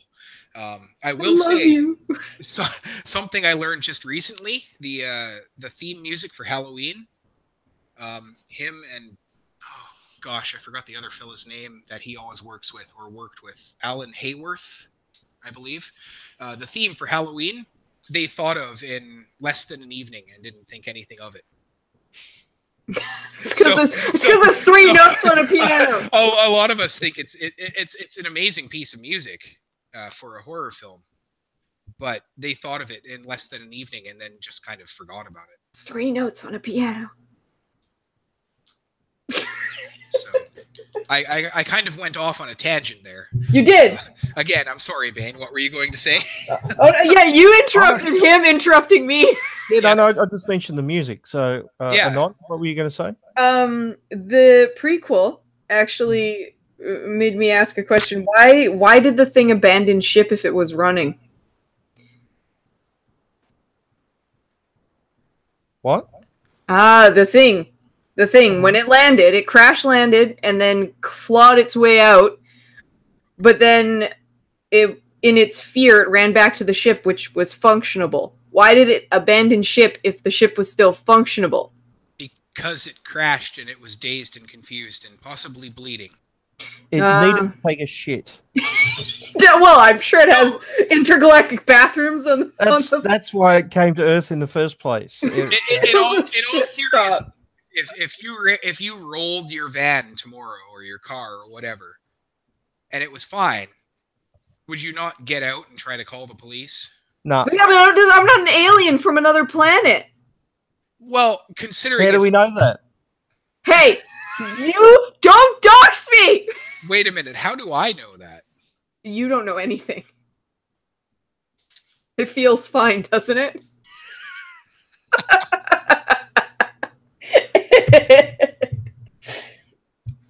And stream over. Anyway, I think it just needed to take a shit. It was a lot colder than it thought, and maybe it was there for a long time, and it was like, "Holy fuck, this plumbing doesn't work on this planet." Well, yeah, because what do I hook up to? It dug its way out. It tunneled for a long ways, miles. They had essentially froze to death like a mammoth. Yeah. That's what I mean, though. If the ship was functioning, why the hell did it claw its way so far? For the movie's sake.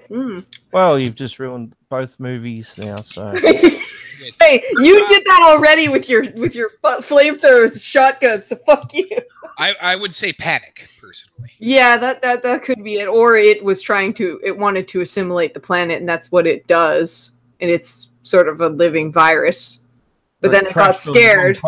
Yeah, it got scared. It got scared the fuck away when the humans were kicking its ass. This isn't Africa. What the fuck?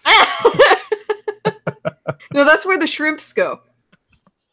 Oh, well, yeah. We can talk about District 9 some other time. Oh, yeah, we'll do that another time. Talk about that for hours. Oh, yeah. Yeah. So, I mean, all we have to do now is wait for the Thing versus Aliens crossover. I'd watch that. It'd make the Alien movies interesting. You know what? I'd watch it if Lance Henriksen was in it, even if it. So he was in Alien versus Predator and all those other things. So he just needs to be. Who would win between the Thing and Aliens? The Thing. Well, okay. So here's the thing. That depends on who can assimilate who the fastest. Well, no. The acid blood might be a bit of a hassle. It's not going to be able to get a face hugger into the thing. It's just going to assimilate it. No. Here's the thing. That's what I'm trying. Here's the thing. Ha! Shit! I did it finally. You've done it about 20 times now. I just haven't said anything. So. Yes, I know, but this is the first time I've noticed. It's hard not to say it. So. Okay. The thing with the thing is the thing. Here's the thing. The face huggers, if they actually function the way they do today in the alien mythology, would assimilate the thing. Doesn't have a face. How do you know? What if it's human? Sometimes it has two faces. It's cellular.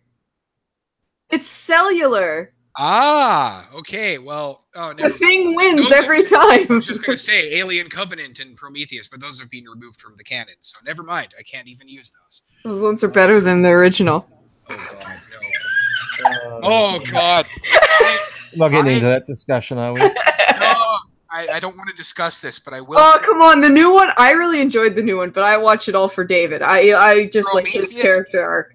Prometheus gets worse and worse every fucking time I see it. God damn, I hate that movie. I hate that movie like Star Wars neckbeards like fucking I hate that movie like Star Wars neckbeards hate episode 1. I hate that movie. Jar Jar's so funny, much. Fight me. Fuck. I swear, it gets worse and worse. Man, I have read the original screenplay and script for Prometheus, and it is brilliant compared to that abortion of a movie that we actually, yeah, when you told me what the actual story was, I was very upset. The new one, though, was just a soft reboot of the original, really, wasn't it? It really was. It was you know just what? better. I really actually enjoyed Alien Covenant, despite the stupid decisions the crew made about landing on the planet. Despite all of that, I really why would you go into an alien planet without any... I know. I don't care. I don't care if the frickin' android said it was safe. It was habitable!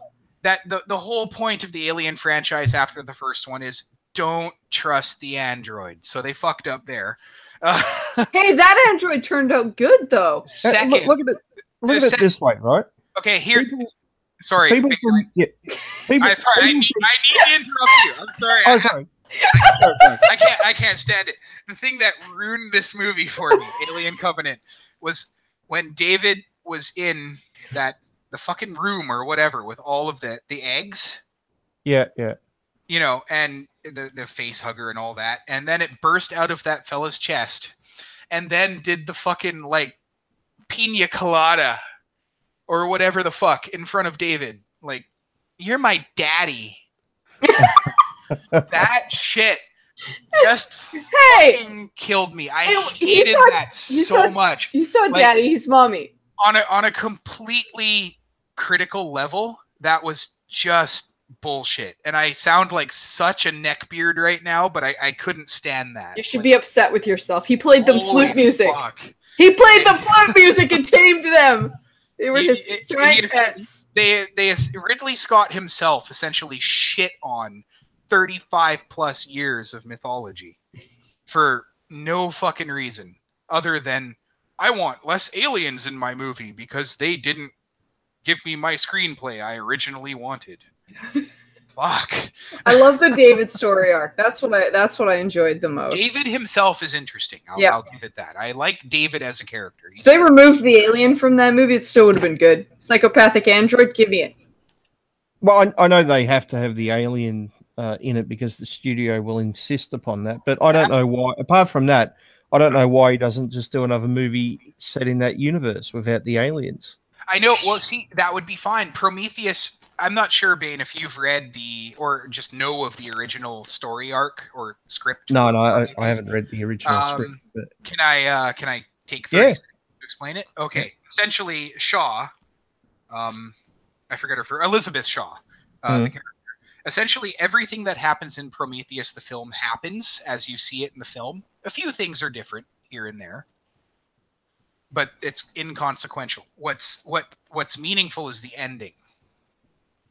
And the ending is essentially the same, where she goes into the med bay and operates on herself to get rid of whatever organism is inside of her. That's all the same. And it,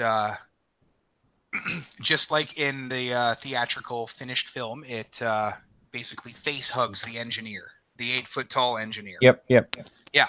And then, less than a few hours later, the creature bursts forth from its, and David is in the film too, right? So it's all the same. David in the original script gets decapitated and run through, kind of like Bishop in Aliens. So it's a throwback to that. But essentially, what the engineer gives birth to out of its chest or stomach or whatever is called the ultramorph in the script. And it looks almost exactly like the the creature in Alien from 1979. But it's massive, 12, maybe 15 feet tall, as opposed to 8 or 10. Yep. Just massive, and it's white, stark white, just absolutely white, except where its eyes should be, even though it doesn't have eyes, just like the original one. Absolutely massive. And the climax is it chasing Shaw across the surface of LV-426. It's essentially a reshoot of what you see with the engineer spaceship chasing her across, like rolling towards her. I'm not sure if you remember that. Yeah. And essentially the film ends with Shaw putting up a distress beacon, just planting it in the ground, punching in a code, and it's the distress beacon that the Nostromo finds 20 or 30 years later. Okay. And the Ultramorph essentially just kills Shaw. It's a bleak ending. It's a fade to black ending where it just decapitates her and then it fades to black. That script is brilliant. The abortion that we actually got from Prometheus is fucking hideous, and it is studio meddling. Ridley Scott wanted to do the original script, but they wouldn't let him. It's too sad. I should have known not to bring up Alien. Look what I've done. I can make fun of Halloween, but not Alien. Speaking of the alien ship falling towards shore and she's running. What's her name? Comic Girl 19 on YouTube or something like that. She does reviews of comics and movies and things like that. Yeah. I remember her reviewing Prometheus, and she described that part as misogynistic. Oh God! Why? Because it's a phallic thing? No, because Shaw didn't run to the side. Well, nobody does in movies. That's the point. No. Oh God, nobody does. Nobody ever does. That's filmmaking for you, there, lady. Nobody ever runs to the side. Nobody. Well, two things. First of all, it wouldn't be that exciting if she ran to the side, right? Absolutely. Why even play music? Why even have a soundtrack? She just takes 2 steps to the side. Okay. Yeah. And second of all, in that instance, right, you'd be panicking. You wouldn't really be thinking straight. You'd just be running as fast as you can. And you might not even know where the ship's going to fall. You could run to the side and it could still crush you. So, yeah, it could apparently, the only reason they chose to have her run straight ahead was because she was female. Oh, no, everybody does that. Everybody in every movie where they're going to get crushed by a thing, they never fucking run to the side. Never. Well, never. We're kind of on the subject of John Carpenter movies, so if you've ever seen Christine, why the hell didn't that greaser just run to the side into that cornfield? God damn it. Misandry. No, Men are too dumb to do that. Still somehow misogyny. Really? Misogyny. Yeah, it's the man's fault he didn't run to the side. Yeah. He deserved what happened to him. Is it because he's too stupid to run to the side? Or is it because he raped several women without realizing it? That's probably it. Yeah. He looked at too many women in his life and committed so much rapage. Every rapage.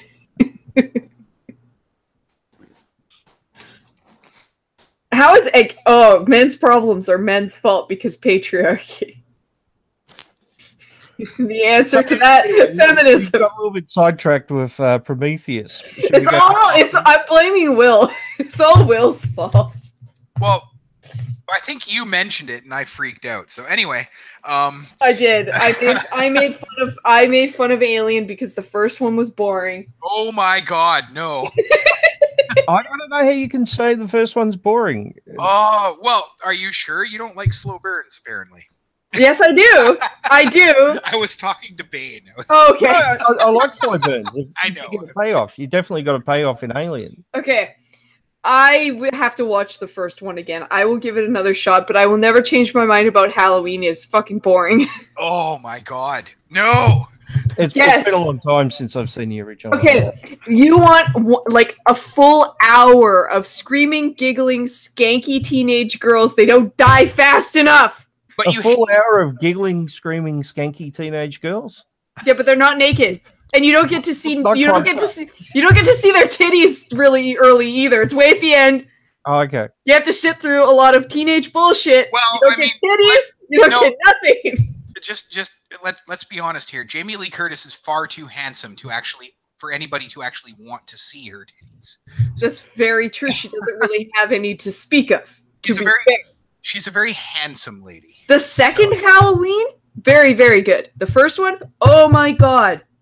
You know, so which one was the one where it's supposedly was the final one? You got decapitated and then they retconned the second one. That was no. That was Halloween H2O. That was Halloween H2O from 1998. Yes. That discounted all of the sequels from 3 didn't count. From 4 through I 6, saw that in the theater as part of a movie marathon. It was that and Blade and right on. So from the same year, yeah. I'm trying to think what else. It might have been God, what was that movie that was like The Matrix, but it came out before The Matrix? Something City. Dark City? Dark City from Alex Proya. Yeah, for the same guy who directed The Crow. Yeah, that 1998 again. Yeah. Yeah, so I think that was the 3 movies that were on at the movie marathon. Oh, yeah. So I wouldn't have seen H2O otherwise, but I wanted to see Blade. And well, they tried to kill him in the second one. That's why, they blew him the fuck up. Well, they did, yeah. And H2O essentially discounts all of the sequels after that, which 4, 5, and 6, which is ridiculous.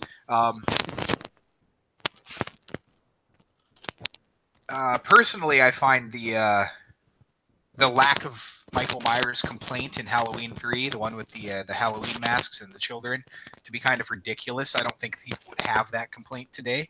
Mm-hmm. But I don't think that complaint actually existed in 1993. Is your mic in your beard?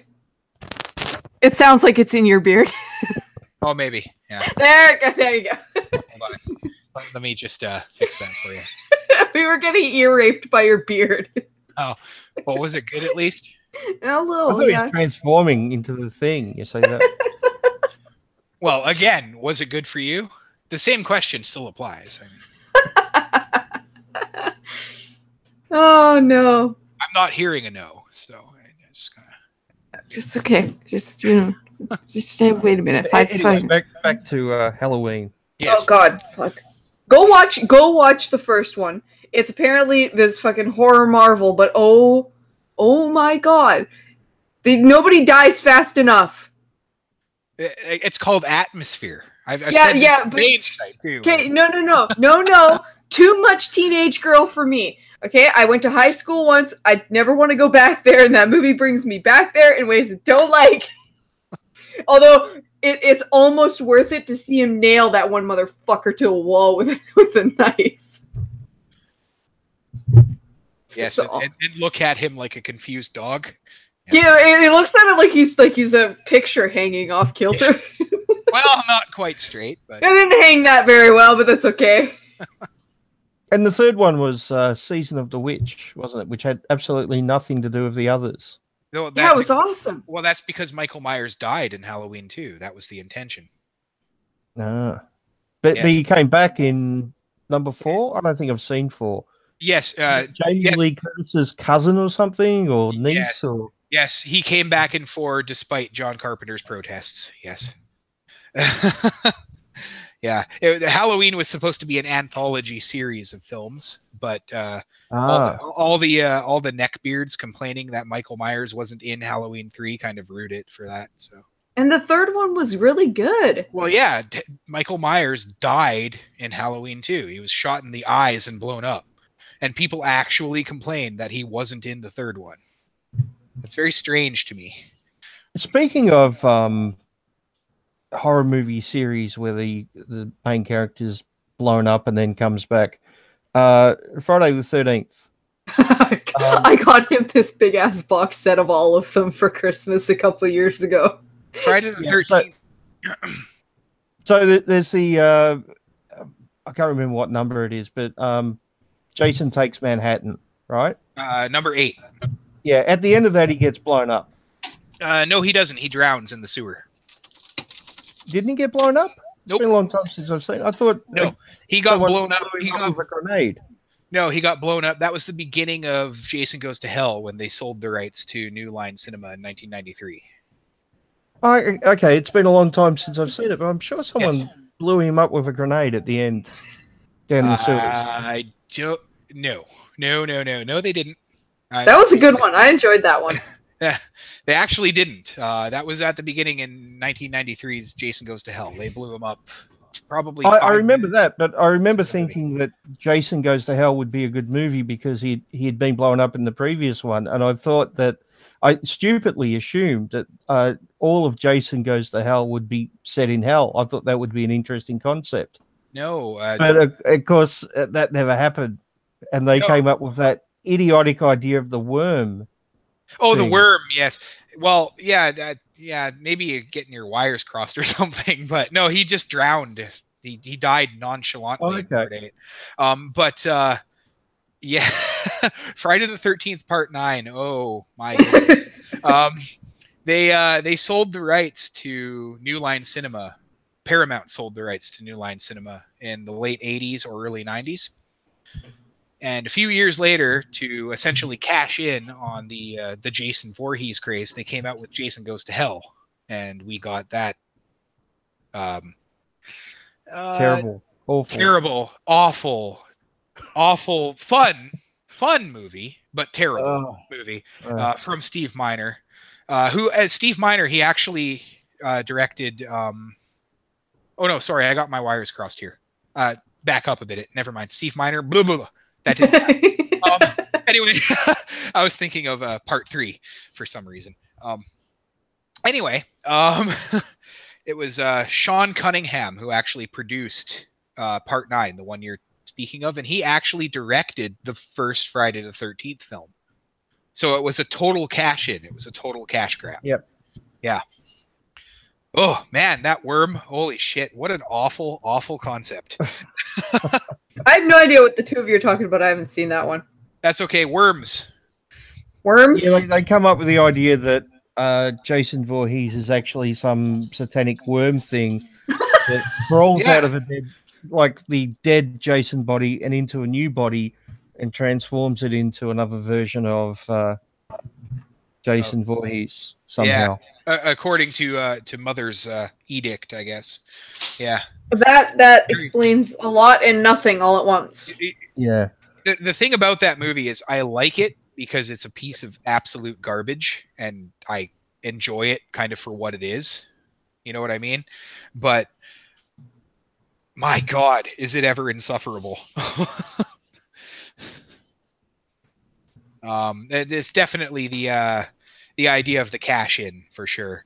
I do like the ending of that movie with Freddy Krueger's glove coming through the ground to grab Jason's mask at the end, which is again a cash in, but that was at least a cool nod to what I liked when I was 10 years old. So when I watched the first one, I was really disappointed there wasn't a lot of him. It was all his psychotic mother.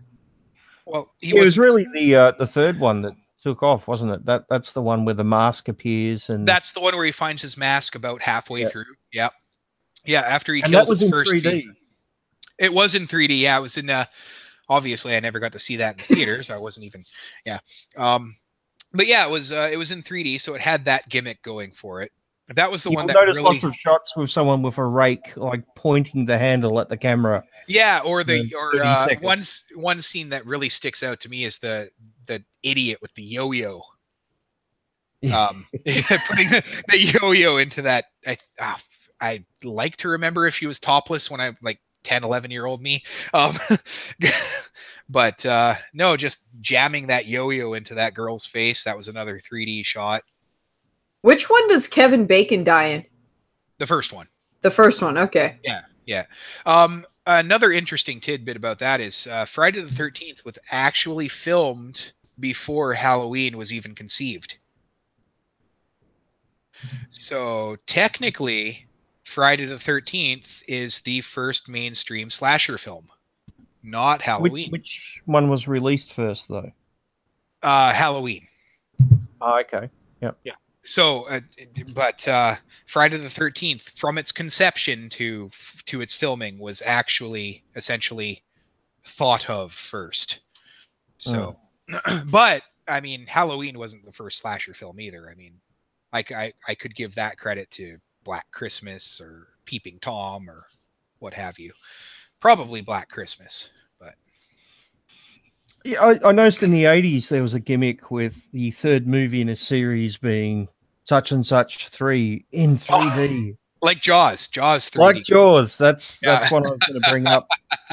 Where there's one shot, I never saw it in 3D, but there's one shot where the fake shark is swimming towards the camera very slowly, which may have been great in 3D, but it just looks shit. Oh, absolutely. Yeah. Hey, I saw that shark in real life. Well, just imagine going to IMAX 3D and watching one of those films without the 3D glasses. That you get the same experience. I met that shark. I met the animatronic shark. Much worse in 1984, but I went to Universal Studios. I saw the whole thing. I know you're very jealous. You met Bruce. I did. They've retired him now, so you're never going to get to meet him, though. So what was the Jaws movie with? I know we're going right off topic, but that's it doesn't matter anymore. I think we've discussed everything. So. Oh yeah. What was the Jaws movie with Michael Caine? Is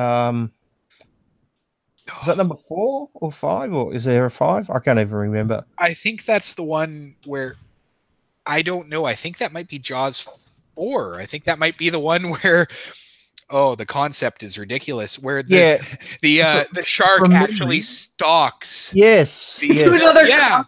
Yeah, the stalks this family. This. So they moved to an island. Yeah, Revenge. That's the one. Yeah, it's Jaws 4, the Revenge. I think you're absolutely right. I need. Why wouldn't you move to a desert if you're being stalked by a shark? How do they know it was stalking them? Did they know? To a desert somewhere. Because move inland. He just shows up. Like, why the fuck would you move to an island? Wouldn't you be like terrified of the ocean after that? I guess. Is he a radioactive shark? Does he have a brain? Yeah, there it is. Has the shark been taken over by the thing? That would make a lot of sense, actually. Has he been assimilated? But yeah, it's Jaws 4, The Revenge. Michael Caine is in a supporting role. Yeah. Maybe the shark has been taken over by the demon worm from. Maybe he is Bruce Voorhees now. I love that the name of the shark is Bruce. Well, I mean, yeah. That's a fitting. I love it. Yes, being stalked by a shark, it's terrible when that happens. Oh, come on, that's a great movie concept. And it's not just an individual being stalked by the shark in this movie. It's like a whole family. It's the whole family, all of your descendants. The shark knows. Well, he's yeah. been through the government records. It's like if you're a Muslim and you like fucking murder somebody, your entire fucking family is punished. Like it's you've been cursed forever. Oh Jesus! Yeah, the shark jumped on the internet, even though the movie was made before the internet was popular, because it's a time traveling shark. He knows the Blair Witch, and he searched for the family records and found out exactly who the descendants were, and He asked Al Gore how he could access the internet. I know Yeah. that'll Curse trigger of 1,000 sharks. Yep. And your kids' kids, and your kids' kids' kids, and your kids' kids' kids. Yeah, you don't want to piss off a shark. Really, they're gonna massacre your whole shark. family over and over again. They hold a hell of a grudge, them sharks. You know, they don't have the memories of a goldfish or anything. Yeah, I just thought that was an incredibly bad concept. Yeah, no, it was as silly. I remember renting that actually from a video store when I was 10 or 11 and finding the concept itself to be just fucking ridiculous. I recognized Michael Caine from older films, and it was really neat to see him at that age, right? Because I idolized him, right? But He's been in some shockers though. Oh, he has. Yeah, wasn't he in like one with wasps or something too, or bees? And the Hand, I think it was called. The Hand, yeah, something like that. Oh, come on, it can't be as bad as Sharknado. Well, those are bad for the sake of being bad, though. Shark movies! Fucking shark movies! That's right. No, but Bane, am I right about that one with the bees? Was he in a bee movie? Like, the bee movie. No. I think Michael Caine did anything that was offered to him. Absolutely anything. In the 70s and 80s, probably, absolutely. Yeah. Yeah. Yeah. That being said, I'm sure that we're going to talk about this a little bit now, but I almost want to do a show about the most disturbing scenes that we've seen in films. Oh, that'll be fun. Individually. For me, I already have mine. Already off the top of my head. Or even touched us the most, just emotionally in a nice way or a horrifying way. But the last 10 minutes of Devil's Chair.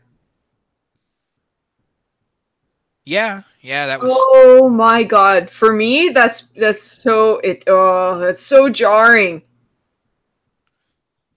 I don't know if I've seen that. What Well, happened? I mean, do you want me to ruin it for you? Because it's kind.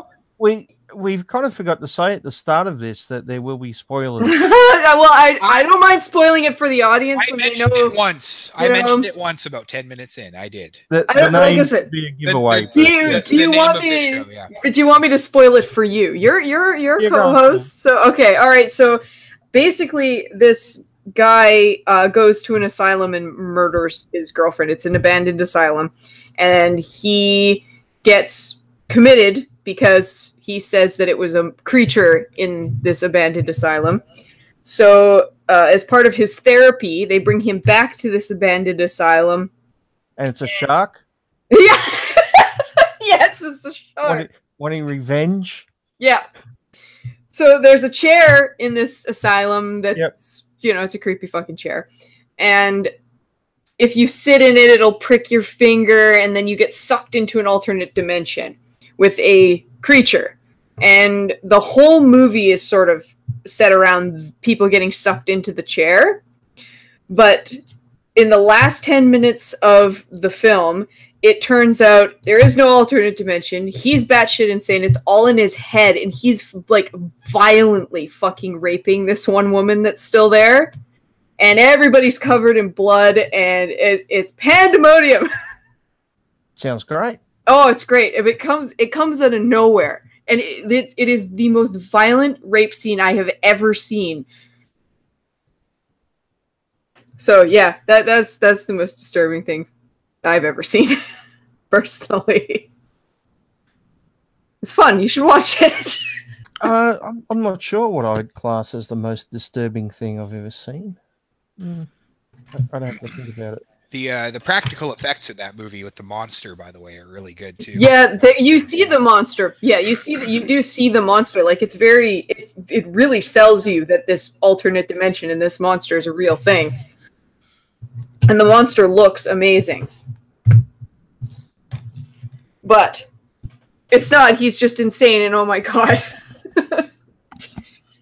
He loses. We get to see what he's been doing to them through the whole thing. The whole movie's set inside his head, basically. And then we, as the audience, see what the victims are seeing him do. at the very, very end. And it's really there's, oh god. So it's a children's movie? Oh yeah. Yeah. Like I think you'd have to make sure they were at least 4 or 5 before you buy. It's a little adult. Be responsible. For real though, it makes me so uncomfortable. I've only ever watched it twice.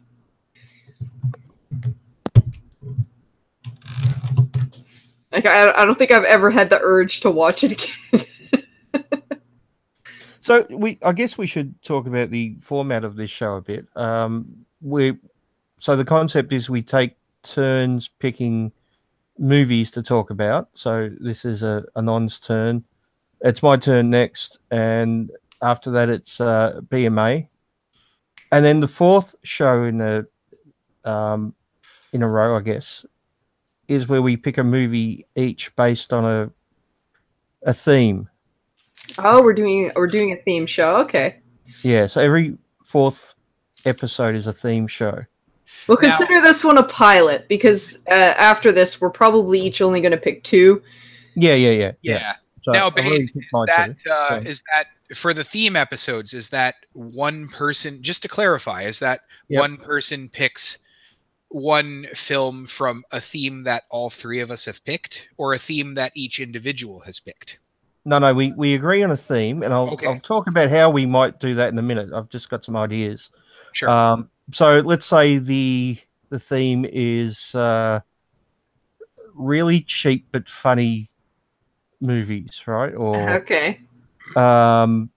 horror movies, or favorite sci-fi movie based on a Philip K. Dick story.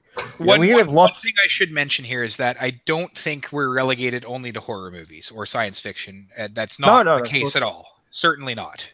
Oh no, my next picks are gonna fuck with everybody, so everybody's gonna be weeping.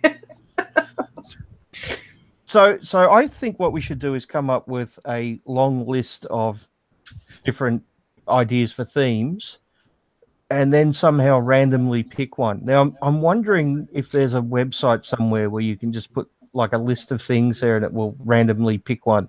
I could just write them down and put them in a hat like a normal person. You could do that. We could just say, how many themes were you thinking, Bane? Maybe I don't know. I think we come up with a long list. Yeah. Well, how about 10 and just roll say a dice live, maybe. Could that work? We could do that. That might be fun. Oh yeah, that would be interesting. So should we come up with a couple of themes each, or should we open it up to the audience? Or we could open up to the audience. Actually, that's a good thing. You can leave it in the comments after we're off air. Any things you'd like that were fun? I could make it really, really obtuse and say the 3 of us could choose 2 themes each. And then to make it a top 10, we could pick 4 from the audience over time.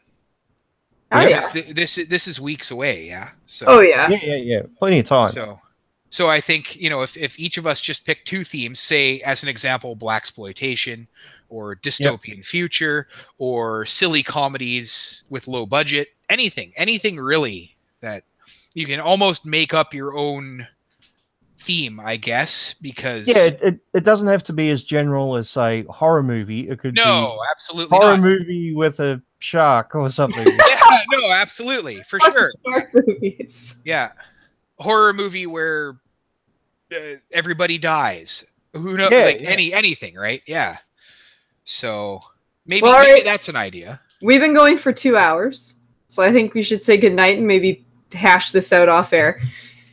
Well, we need to let people know somehow. Well, yeah, they'll figure it out. This is the pilot episode. They'll see. I'll put everything in the description as we decide. So, final thoughts? Anybody? Blair Witch Project is a far better film than Bane gives it credit for.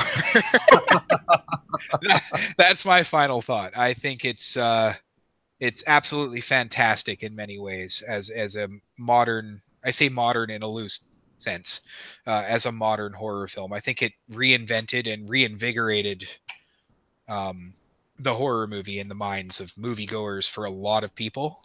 And I think in terms of narrative, it's a lot deeper than people give it credit for. So maybe give it a second look. Have a look at God, what was that movie I mentioned earlier? I've just gone blank. Gosh, The Ritual. The Ritual. Yes, Have absolutely. a look at that and tell me what you think. It's on my short list for sure. Absolutely. Yeah, because I think there's a lot of elements from Blair Witch in it, but I think it's done better, and I think largely because it's not limited to the shaky cam gimmick. Right. Yes. And that's one of the things I find. Which I will admit, even in 1999, even it being the way it is, even with all the praise I've given it, it was still a gimmick. I will give it that. So yeah, and it's a very limiting gimmick too. It really limits the creativity of the director or the movie maker and the actors. I mean, it was the director's choice at that point, but yes. I do see what you mean. It was his choice to limit himself. It is a cheap way of making movies, though, too. I guess that's why a lot of people do it. Well, yeah, you got no money, you might as well do it. I mean, he made big bucks, so. Oh, and I give him full credit for that. And you make some good points about it, being I guess ahead of its time, and it certainly was. I mean, I think it would be hard for anybody to argue to the contrary. I really do, because given the budget and the limitations of the format itself, I think it succeeded far more than a lot of people give it credit for. Oh, and that's one thing I do give it credit for. It definitely was a success with marketing and. Oh, sure. A very small budget and a huge profit, so you can't criticize it there. So, but I mean, I don't think it's a horrendous movie. I just think it's average. Oh, fair enough. Absolutely. I think it's average in many ways as well. Just not its execution. I think the overall product is average, but the execution is fantastic. See, you're coming at it from a different perspective from me as well, because you were in your teens when you saw it in the theater? I would say early teens. Yeah, I don't remember my exact age. I mean, I could remember my exact age, but I don't really want to say it. So I'm a little bit older than you, so I didn't see it in the theater. Certainly, I was in my teens for sure. Absolutely, in 1999, I saw it opening night, and I saw it 2 or 3 other times in the theater after that too. And the reaction was always the same, which was even amongst people in their 30s and 40s and 50s, the reaction was, "Holy shit, that was fucking incredible." See, I've never actually seen it in the theater, so maybe that would give me a different perspective. Bigger screen is helpful. Well, the group aspect too, I think I think the group, as much as I hate people, I think the group aspect is important to a lot of film viewings. I think it can make a big difference. Just think of you and I missing on watching Escape from New York a while ago. Oh yeah, that was super fun. It was such an experience, right? Escape from New York is an amazing film, but watching it with a group, it's a wholly different experience. Especially like fanboys. Well, I hate going to the theater with other people. If I go to the theater, I try to go when no one's going to be there. Well, me too. Exactly. I hate crowds. I hate it. But there are some films I think that maybe, just maybe, they're better experienced with the crowd, even as an antisocial introvert that hates people. I think that might be the case. Yeah, it's even worse though since mobile phones. Yeah. I can't stand people in theaters with mobile phones. Oh, this reminds me of when we went to see Godzilla and that woman had her fucking toddler in a playmat. Who brings a baby to Godzilla? Oh my god. Yeah, I've seen people do that before. Oh my god, I wanted to throw things at her. And especially for movies which kids shouldn't be seeing, and they bring kids and the kids sit there saying, "What's happening, Dad? What's going on now, Dad?" Also, probably a little scared because holy shit. Yeah. Okay, so the newest one is not a remake. It's a prequel and it's really good. but not as good as the original, which isn't the Oh original. yeah, but yeah, of course. But you know, okay, Busty Redhead Falls Down will be in a theater near you.